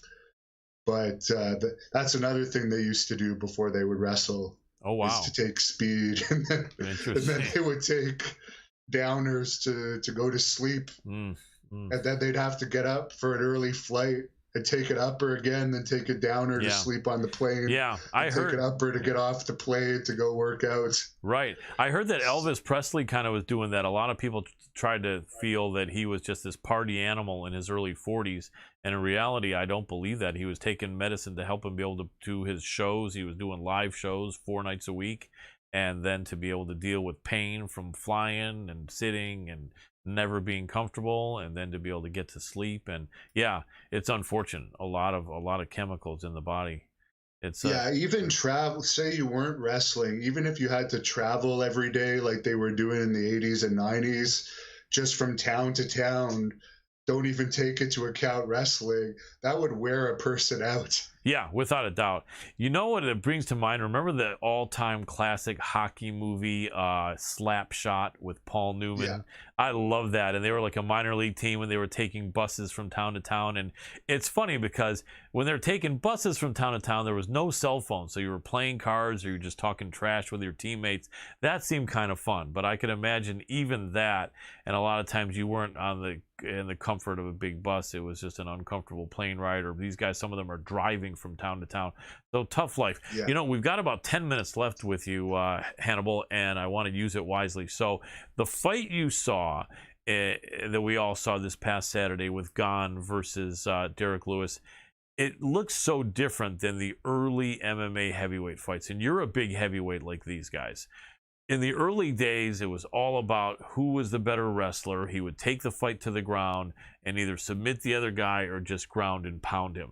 That still does happen, but it seems like in the heavyweight division of the UFC, pretty much all we have that has that skill is Stipe Miocic and Curtis Blades. And a lot of these other guys are not wrestlers. What is it with the heavyweights you think that is making this happen, and that kind of are creating, you know, higher level fighters that are mostly strikers? And Gane, although he looked really slick, it wasn't the most fan friendly fight. You know what I mean?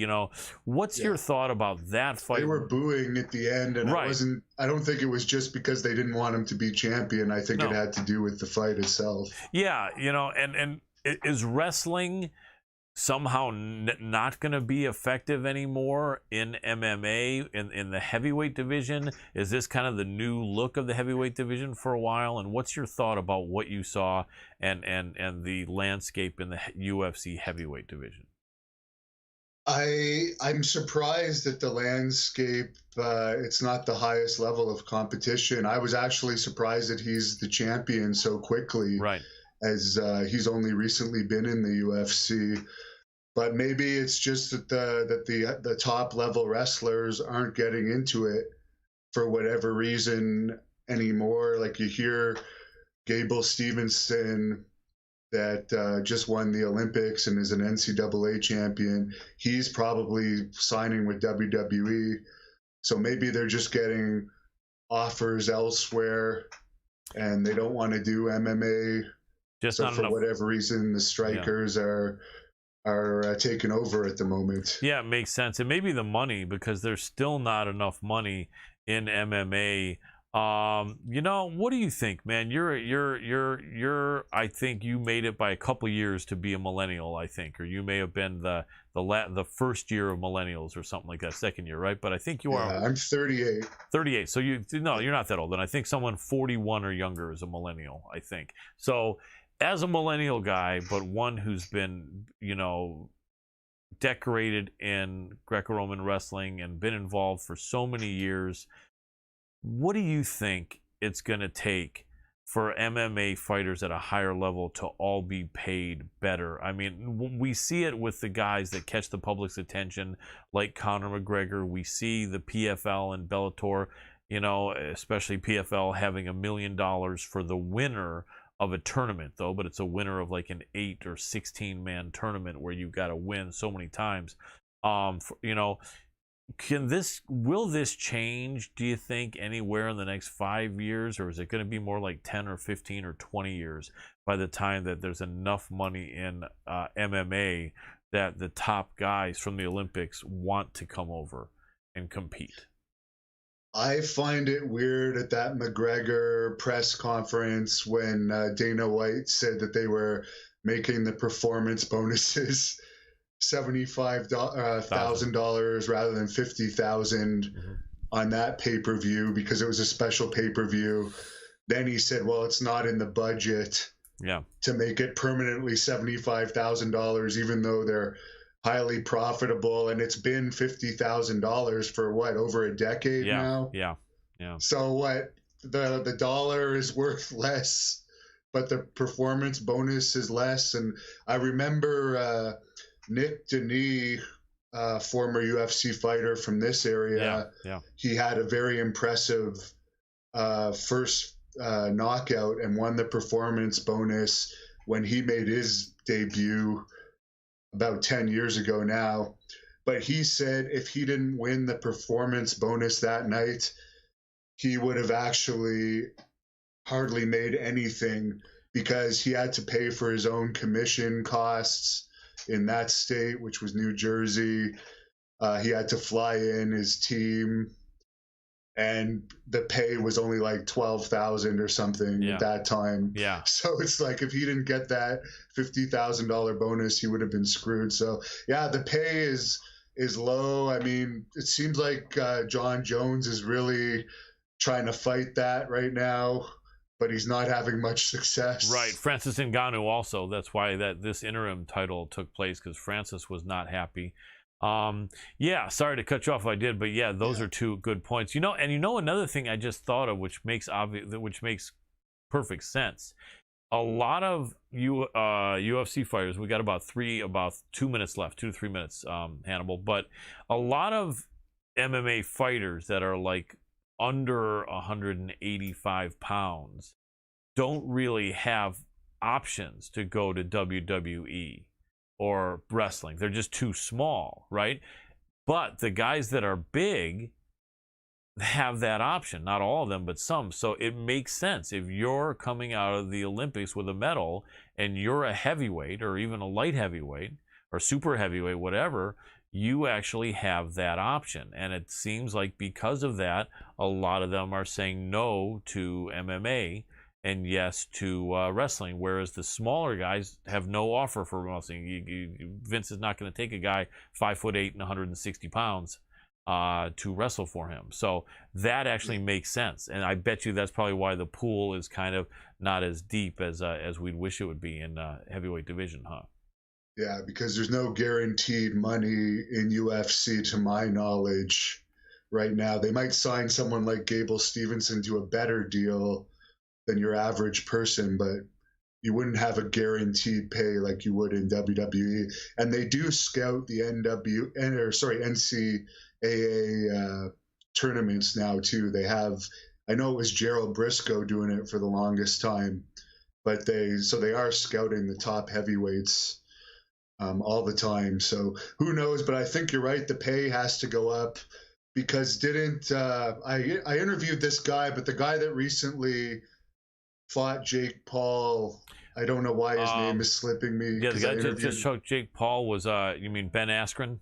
Yeah, didn't he make more money for that fight than he ever did in MMA? I think he said that. That. And although he was getting better paychecks than a lot of guys overseas and in the UFC, but I wouldn't be surprised. Yeah, it's crazy, these the influencer fights, you know what I mean?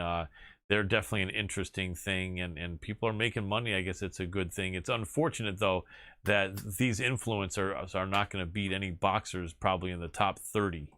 Yet a lot of the boxers in the top 30 are fighting for $5,000, and these influencers are getting $1 million. But I guess that's kind of how it is, and how it's been most of your life, right? At least adult life, is social media is a big thing. So speaking about that, in the last minute we have you, let us know where people can find Hannibal TV. For people watching this, I know you're watching it, so he doesn't have to tell you, but on Fight TV, people are watching this, Facebook, everywhere. Let us know the best place people can follow you, and maybe if you have any scheduled interviews, if they're not a secret, let us know what people can look forward to. Facebook, Instagram, and Twitter at the Hannibal TV, and YouTube at the Hannibal TV, and all the links are at thehannibaltv.com. And we actually have our first Great North Wrestling event here in Ontario post-COVID on August the 28th in Kingston, Ontario, and all the information on that is at thehannibaltv.com. So check it out, and check out all of our MMA interviews. I just released a compilation video of MMA legends talking about Tito Ortiz today. So check that out. Without a doubt, love to see it, man. Love to see your interviews. One thing you and I both know is we got to listen to the guest. Let them be the star of the segment, and that makes the fans happy. And so you and me, birds of a feather. Big respect to you, Devon Hannibal Nicholson. Appreciate you a lot, brother. Thanks a lot, sir. See you next time. Absolutely. Have a great one. Peace.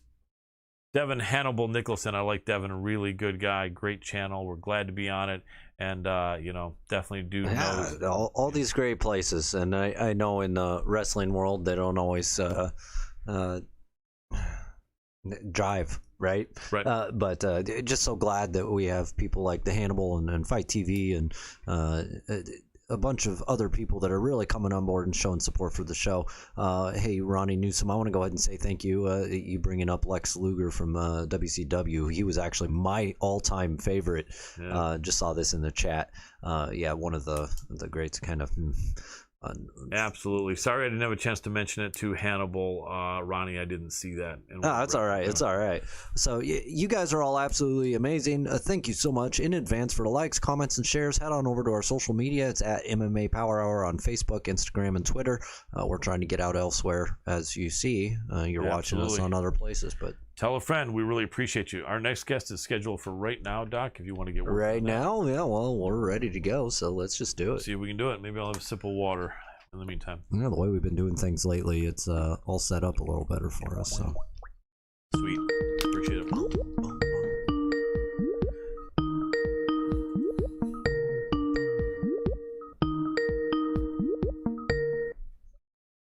Hey, Frank, can you hear me? I can. Excellent. All we needed to do is hit the video button, that icon, and then we'll give you a proper intro as we are live. And my producer is getting everything squared away so that once you do that, he'll see it and will give me the signal. And we're seeing there, but give me a second, because you called me on my phone. For some reason, I went to my phone first, then my computer. So let me call you guys back. Yeah, no problem at all. When I get lit up on the phone. Sounds on the great. Computer, rather. Perfect. Okay. Sounds great, Frank. Thanks. Bye-bye. Yep. Bye-bye. All right, so we're gonna have Frank, and we'll give him the proper intro coming up, and that will be great. And then when he calls us, the video automatically appears, doesn't it? And what? And Frank Trigg. Remember the SNL? It was SNL. That's right. That's right. And then there we go. Yep. And then good times, man. You couldn't get away with playing that character in 2021. No, I don't think so. No. I mean, you could in certain areas. Yeah, it would depend. Fight TV, you could get away with it. There you are. Yeah, there's certain crowds get away with it, man. So BKFC with Chuck Liddell actually do an alternate commentary. Yes, that you were involved in that. That was fun. It was funny because there was things that we afterwards we had a meeting about it today, and they're just like, did we cross any lines? Everybody's like, nah, it's the right crowd. It's the right crowd. Yeah, it's true, because people that chose the alternate commentary, they know Chuck, and they know that he's going to say. Well, you watched that fight, right? Yes, I did. And Blueface got into it with a fan, and yes, that was hilarious. That was great. Just a different crowd. It was definitely. All right, Frank, I have a feeling now that you call us, the video will appear, and it is perfect. Let me give you a proper introduction. Ladies and gentlemen, super excited to have this next guest back on our show. In all honesty, this guy is one of the most knowledgeable and respectable people in the world of combat sports, being a former high-level UFC MMA fighter, champion in several organizations, UFC Hall of Fame, TV commentator for Pride, as well as many other great organizations, referee, tremendously respected actor, stuntman, and if it's there to be done in the world of combat sports and even combat entertainment, this man has done it. Happy to have Mr. Frank Trigg with us. Welcome back to the show, Frank. Thanks, guys. Thanks for having me. My pleasure. So many things I want to ask you about, and there's almost never enough time. But I'm going to try to bring them in and give you a chance to share your thoughts on them. And I'll jump in with any questions when you're done. So, first thought: back when you were competing, there was MMA, there was boxing, there was kickboxing. For the most part, as far as high-level combat sports, that was it. And there was Olympics, wrestling, judo, so on. But for high-level professional careers, that was it. Now we have MMA fighters getting into boxing match with boxers. We have social media influencers challenging MMA fighters to boxing matches. We have bare knuckles boxing fights. Even in Burma, we have the World Lethway, Robin Black commentating the sport with 9 limbs, where you can headbutt on your feet, right? So this is a lot more than was around when you were competing. Is all of this great, or is some of it kind of a circus type of atmosphere that you don't think is helping with the opportunities out there? You forgot the 4-on-4 in Poland MMA matches. That's and the right. 3-on-1 MMA matches they have in Poland now too. So that's right. The 4-on-4, and what was the last one you said? 3-on-1. There we go. Oh my God. That 3-on-1 like 2 weeks ago. Oh man. So here's the deal. All right. We're at the time now where everybody's trying to make a buck. So everybody believes they have the new best idea. Right. Right. So there's a story from Rochester, New York. They talk about this guy back in the day. For those of you that are too young, may not remember, they have things called ditto machines, and that's how you make copies. A ditto machine. It basically was this big cylinder that had a crap ton of ink in it. You'd put the thing you wanted to have copied. Yep. Into a different machine. It would make basically like a photograph imprint of it, and then you would spin this ditto machine around by hand like an arm crank. Yep. You spin this thing around, and if you wanted 25 copies, you'd make 25 circles. That's how it worked, right? Well, this guy walks in with this idea to take photographs and have them digitally made into a different thing. Okay, and make copies. Like he has this thing of doing new photographs. Yep. He took it to his boss. His boss is like, "This will never work. It'll never be a thing. It's always going to be bad. Like, this doesn't make any sense. No one's going to gravitate to it." So he leaves and he starts Xerox. And that's how Xerox came about. But the problem is he brought that to Kodak and said, "Hey, boss at Kodak, this thing will be the newest thing." And Kodak turned their back on this Xerox machine, right? Yep. That guy, I want to say his name is Xerox, but I don't freaking know. And mind you, this is a thing that gets told to you when you're a kid walking around Rochester. Yep. He came up with the new best thing. After that, everybody tried to copy. There's a bunch of other people that try to copy stuff. A lot of stuff we don't remember because it didn't work. A lot of the things that are going on right now are trying to copy the UFC and what Dana White did. Yeah. Now, Scott Coker's got it right, because he is not trying to reinvent the wheel. He's not trying to reinvent what's going on. He's just doing the exact same thing the UFC did before. He's on a network. He was on network television. Now he's on, Paramount Plus and has the pay-per-views and all that stuff. And he is pushing himself into a place where he is doing the exact same thing, just a little bit better, and is working on getting the better fighters. And right now the UFC wins because they have the better fighters as a whole. Right. Not saying, AJ McKee is a guy you got to pay attention to in Bellator. Like, he's probably one of the best featherweight series in the world, like hands down in any organization. Yep. And Bellator has them right now, but they need a bigger roster. Okay, that's fair enough. It's okay because they're getting there, and it's happening because we reffed a couple weeks ago. They had all these great fights. Well, the moment bare knuckle boxing came out, like somebody came up with that idea and they started promoting it, and I forget where the first one was, like maybe Wyoming or something. I think was where the first bare knuckle boxing was. That company has since gone under. Yes. And those other companies have come up. So these are things that people forget about. Everyone's trying to reinvent the wheel. They're trying to make their mark on a new thing. I got to be honest with you. None of these guys are going to do very well. It's just not. It's just because now, if you have, remember when there was NFL and what was the one that Doug Flutie played for? The CFL in Canada. No, USFL. Oh, USFL. Yes, I do. Before he went to Canada. So yes. So right now we have Canadian Football League, NFL, and we have European Football League, right? We have these three leagues that kind of basically all feed the NFL. Yes. But the USFL wanted to be their own separate organization. They wanted to be their own deal, right? They wanted to do their own thing. And so they tried to be a rival league. Well, they did it wrong. It's just like this thing with the Rock just bought that went under, that McMahon started. What is that? Whatever the hell that thing is. XFL, but it's the same thing. They're trying to do it a little bit differently. They're trying to make it different. Well, it's not enough different for us really to want to pay attention. So now all it's doing is it's splitting all the eyeballs. Yeah. Right. Yeah. There's too many things going on now. Like just this last weekend, just for me, this is just talking about for me. There's a UFC that was on TV, and I'm working the XFL here in Vegas, Sean Merriman's organization. Right. And I'm refereeing that. So there's two fights going on at once. Yeah. Okay. So now I'm just one person. Now imagine it happening to 20 million people that are all trying to watch this sport. Right. There's 9 things going on at once. What are they going to watch? Yeah, it's hard to. Bellator got smart and went early. They started on like Thursday nights, whatever, and then they moved to Friday nights, and then they're kind of always Friday night. Right. And then, sometimes on Saturdays, but usually it's Fridays because they want to conflict. And it makes sense because there's going to be more eyeballs on them because they're on a Friday night and they're basically on basic cable. So it's basically free TV. Right. Mm-hmm.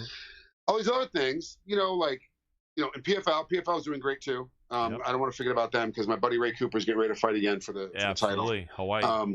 He's fighting McDonald, which is going to be a tough fight for both guys. I don't care who he's watching. That's a barn burner for both guys. Absolutely. And their PFL is doing it smart as well. They're doing a tournament, which is making people pay attention. Like you want to pay attention, right? PFL did the tournament, Bellator did the tournament. Now you see like they're taking the great ideas and throwing away all the bad ideas. Yep.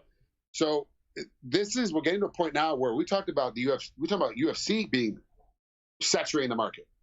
where they were doing Tuesday night fights, Dana White's Contender Series or whatever on Tuesday.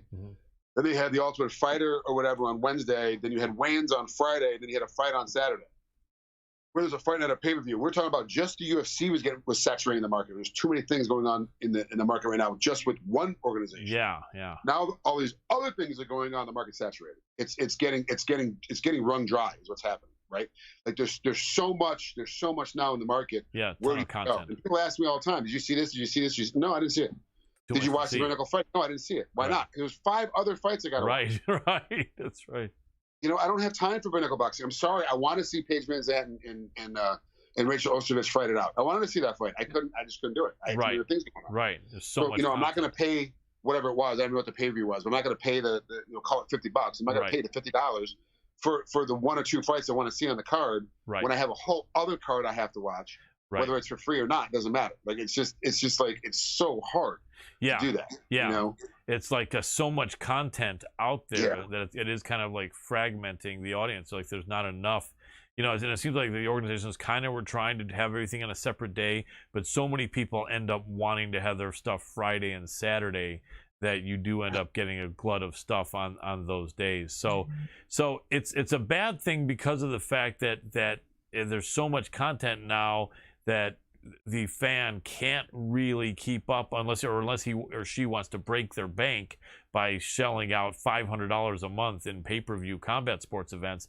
You really can't see it. Is there any positive aspect of though for the fighters maybe, do you think, as far as the options? There's other options. Now we're getting a more fair market share. For a long time.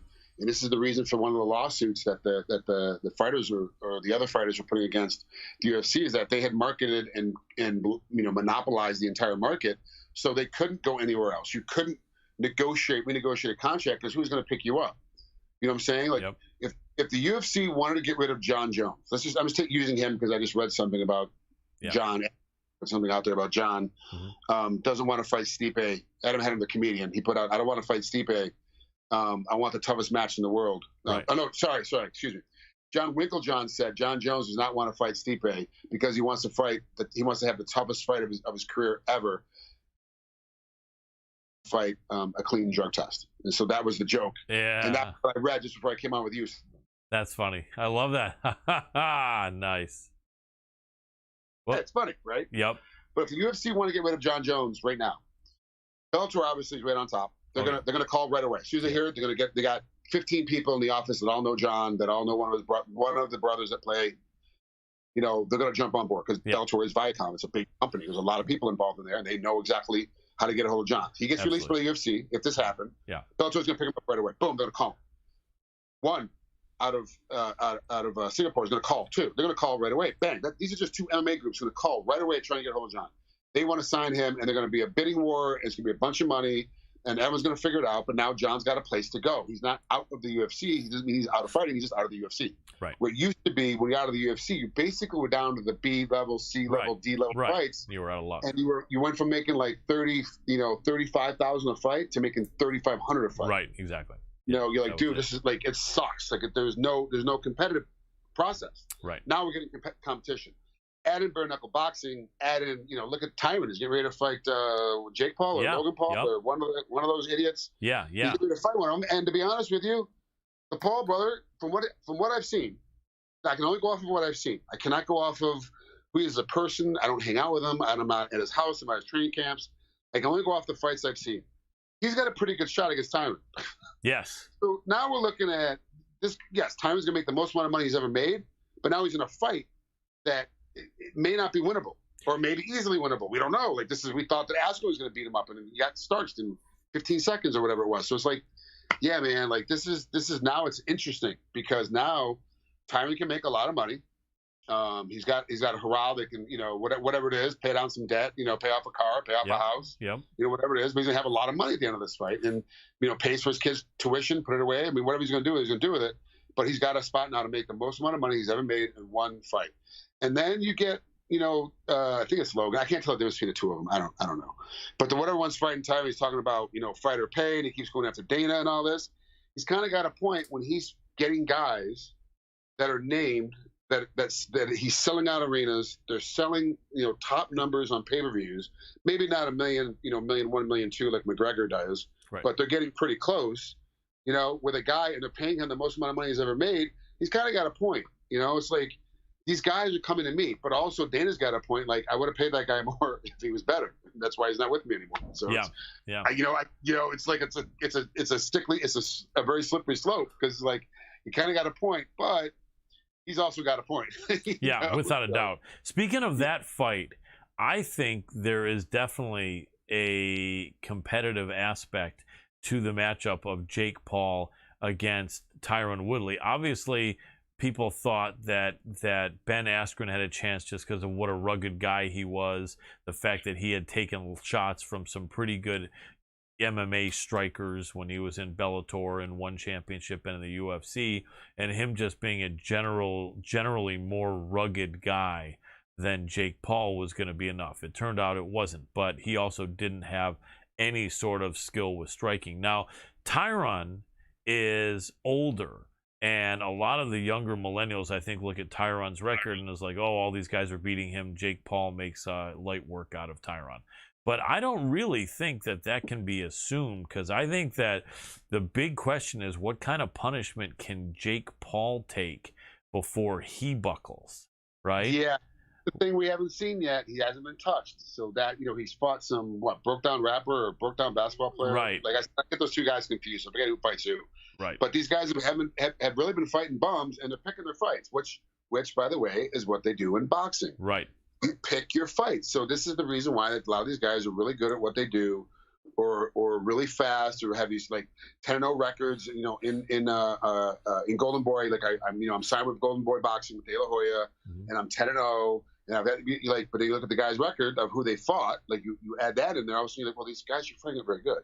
They're hand-picking guys that are going to be tough for you, make you showboat your skills, but you're going to get beat up. Well, that's what the Pauls are doing. They're picking their opponents that they think they can beat. Now, of course, they're looking at Tyron's last couple of fights, boring and slow, and really not hitting anybody and taking his time. And then you see him get beat up, by Usman. You see him get all these like his last couple of fights. Yep. That's what they're looking at. Yep. They're forgetting that all of a sudden you got a guy that is going to throw 8 punches at you with as much power as a Mack truck. Yep. And if one of them slightly touches you, you're going to be limped. And it's going to be, now can I keep my feet about me, get my hands up, so I have enough wherewithal not to get knocked out completely, but I'm going to be on chicken legs running around the ring. Right. And Tyron can do that to you, but also too, Tyron gets tired because he only throws bombs. He won't sit behind his jab. Right. So unless he's spending time sitting behind his jab or sitting by his lead hook, it's not going to work. He's going to get exhausted come second round. 3 minutes is, it's 5 minutes, 3 minutes. Like he's got more energy, but it's a lot harder because now you've only got 2 things coming at you. There's only a left hand and a right hand coming at you, and that's it. So it's much harder. You think a lot of people that don't box think, oh yeah, it's easier than MMA. 100% it's easier. You only got to worry about one thing, because we have to worry about those things too in MMA. But in boxing, when you only have to worry about those 2 things, you use more energy worrying about those 2 things. Right. It's almost like the less you have to worry about, the more energy it takes from you. Good point. Very good point. So now we're looking at Tyron in the second and third round getting tired. Now is it how much of a game is it? Is he really getting tired? Is he playing a game? Like, we don't know, because we haven't seen him training. We haven't seen what he's been doing. We're not sure what's going to happen with this. So this fight is very interesting because of the timeline that it's happening. And right now within our sport and within our time frame of combat sports, it's the right time for this to happen. I mean, believe me, if one of the Pauls would have called me out, 100% would have went to training camp and fought these fools, because I knew without even blinking an eye, the conversation is going to start over 6 figures. Right. That's the conversation. And more than likely, we're going to get to 7 figures relatively easily. And I haven't fought in 10 years, and I'm a nobody. So for me, you're going to get someplace around 7 figures. Like, you're going to get real close to that number, where it's just below or a little bit above. That's what's going to happen.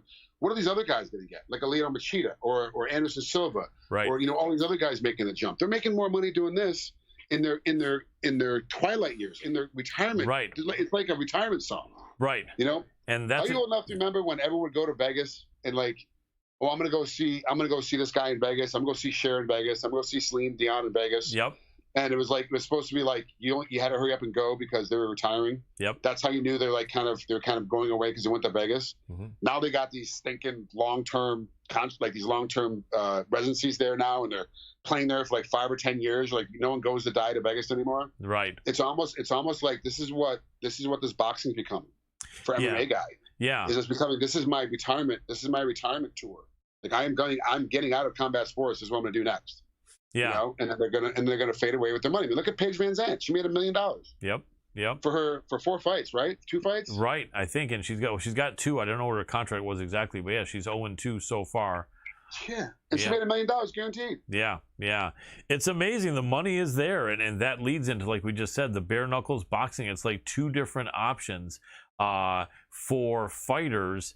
And the interesting thing is, it seems like for the influencer fights, they're not going up against some 28 or 30-year-old guy in the UFC who's on the top of his game, nor would that person be allowed to get out of his contract, someone like Vicente Luque or something like that, because he would, he would go in. Imagine. Yeah. Could you imagine? My God.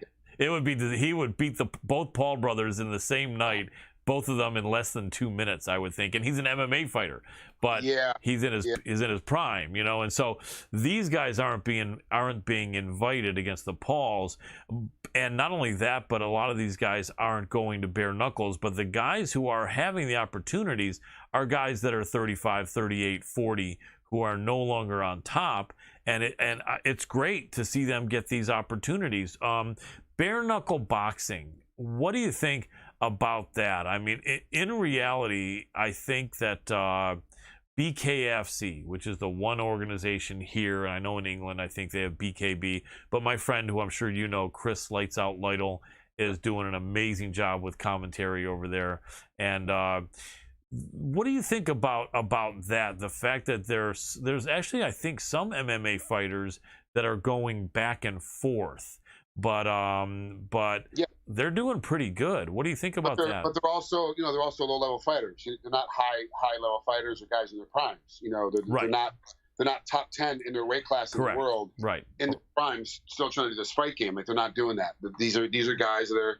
I'm not going to say low level because no MMA fighter is really a low level. Right. I mean, he's every guy that fights professionally is of a particular level. Right. But he's definitely down at the bottom. Like they're not. These aren't guys that are trying to come through and they're not ones that are going to be locked up by contracts, which is why they're able to go back and forth. I mean, if they were that good, they'd be locked up. And that's exactly. Usually it's not top 20 guys, although some guys were at one point, but no longer. Yeah. Would that have been something, because I know you said you would have considered with no problem the social media influencer guys, but let's say we go back in time 15 years and they had the bare knuckle boxing and they approached you. Would that have been something you might have thought about? It all depends on the money. And see, that's the thing. Like bare knuckle boxing did approach me, when they first started. I think it might have been the organization that went under that kind of approached me. Right. And the number they gave me wouldn't even get me out of bed in the morning. No. Right. The number they offered was like so low. Like I was like, dude, I make that every month on set. Like why would I stop doing what I'm doing to do this to make the same money? This is dumb. No. And on set, I have so many pads on. I have so many things on. Like I did a yesterday. I fell off a 40-foot.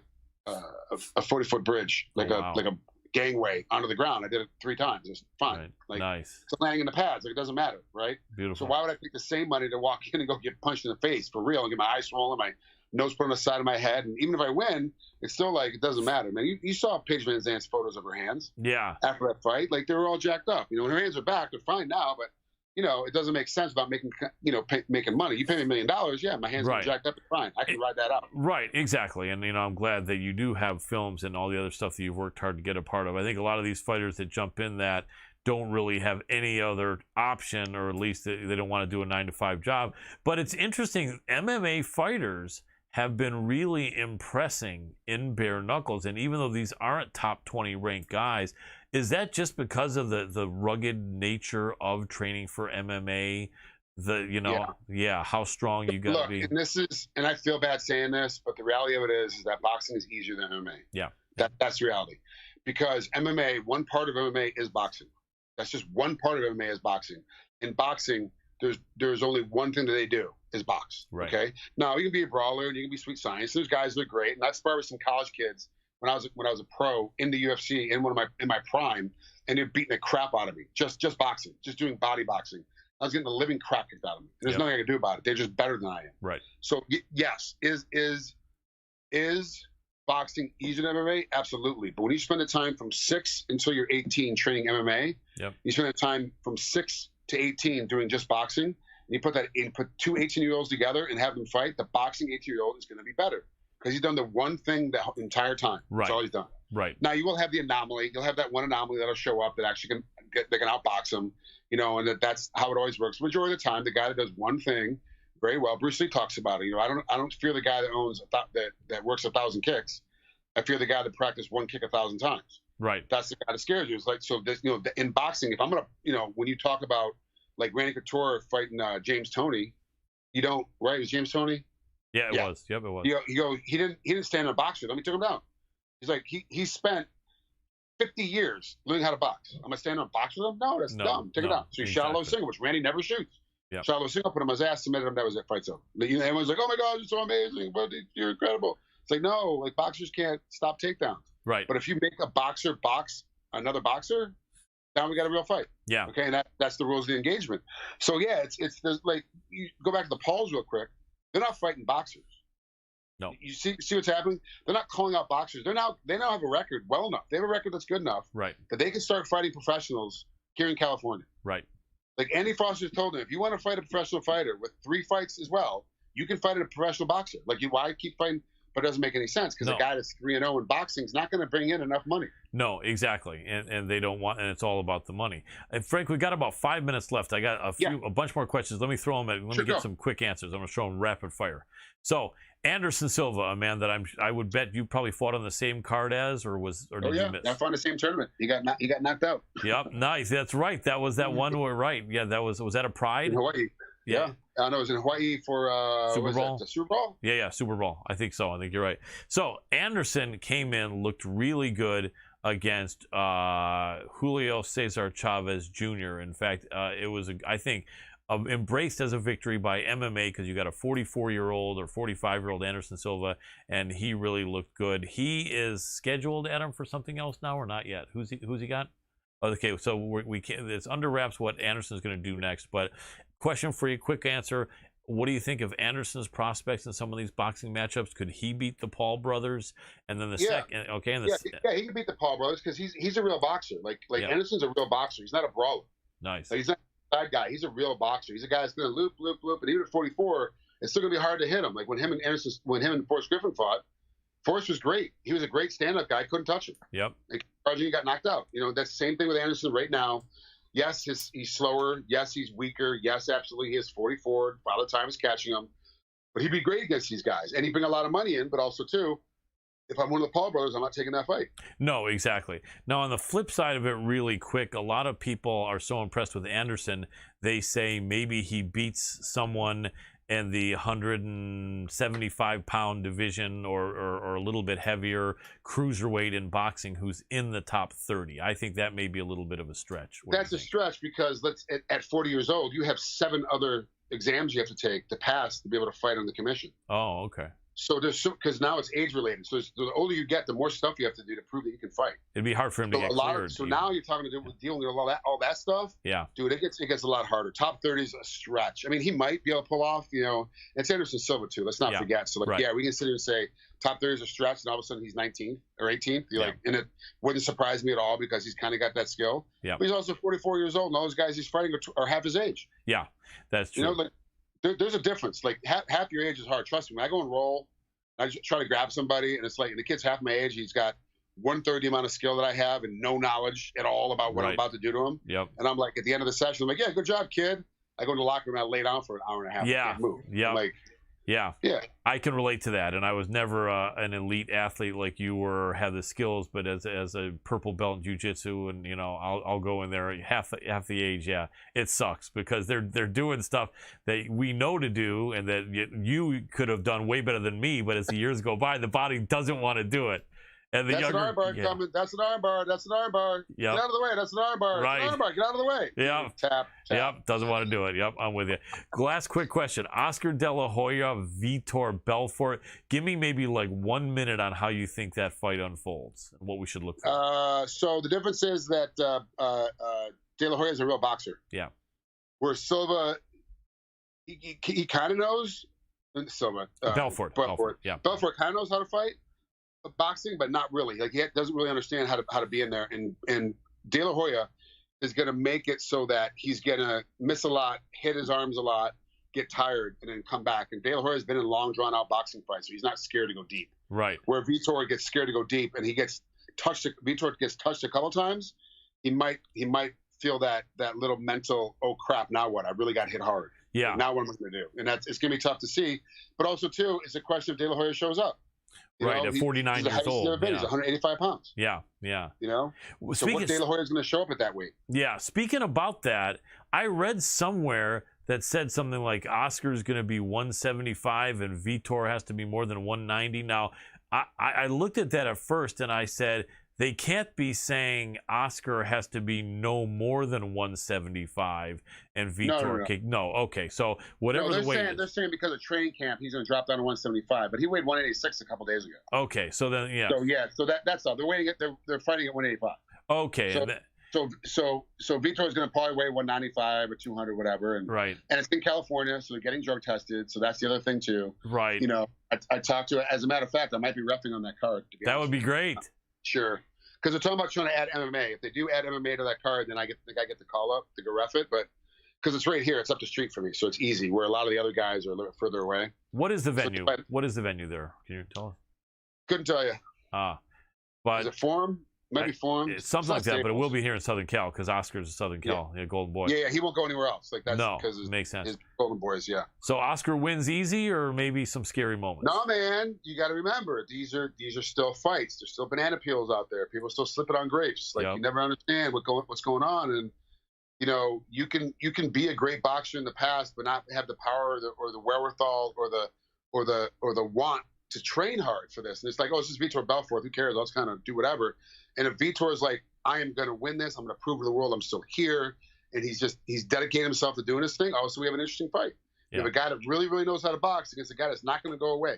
Yes. And now you got a real fight. But if both guys train their asses off, or if Vitor didn't train his ass off, then you got a problem, because now Oscar's going to come in and play with him, toy them, mess around with them a little bit like Mayweather did with McGregor. Just going to kind of play with them a little bit, see what happens. Yep. And when I want to put him away, I'm going to put him away. Yes, without a doubt. Well, we know Dana White is cheering seriously for Vitor, not because he loves Vitor, because of how much he hates Oscar, Yeah. And it's like, who do you like? Yeah. This guy and anybody fighting Oscar De La Hoya. Exactly. Like that's Dana's standpoint. No matter who it is. Yeah, exactly. Yeah. Well, Frank, I really appreciate you, man. What's the best way for people to follow you on social media, and do you make sure people know where you're doing your stunts or what films you're in? And man, it's so hard.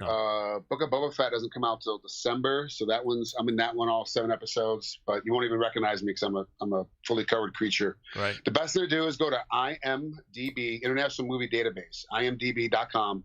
Type in my name, and underneath my name, it's got all the stuff that I'm in, all the stuff that's coming up. It'll tell you future projects and all that stuff on there. And then on social media, it's all Frank Trigg, just one word. Awesome. So except for Facebook, I think it's Frank Trigg Host, I think is the tag I had to get on Facebook. Awesome. Well, big respect to you. I'm friends with Gene LaBelle, and I know he always likes you whenever I mention Frank. He goes, Twinkle Toes, tell him I said hi. So I'll tell him we talked to you again, but you're an awesome guy, and I'm so glad to see you continuing to thrive and succeed. Generation X, are we still the toughest guys out there, or what? So far, yeah. So far, no one's beat us. Without a doubt. Thank you so much, Frank Trigg. Really appreciate you, brother. You got it, man. Talk to you soon. All right. Take care. And that was Frank Trigg. Great show. I always like to talk to Frank. The guy's killing it. Refereeing, stunts, he's so fun, and he knows everything that's going on. He really does. He's staying on top of it. Very, very much one of the guys who I enjoy having any type of association with, even laterally through you. Definitely. I could talk to him for like 2 hours. Yeah, right. Well, he's one of those guys, and if you're buddies with Gene LaBelle, he's a person that you can talk to for hours, and they'll talk to you for hours.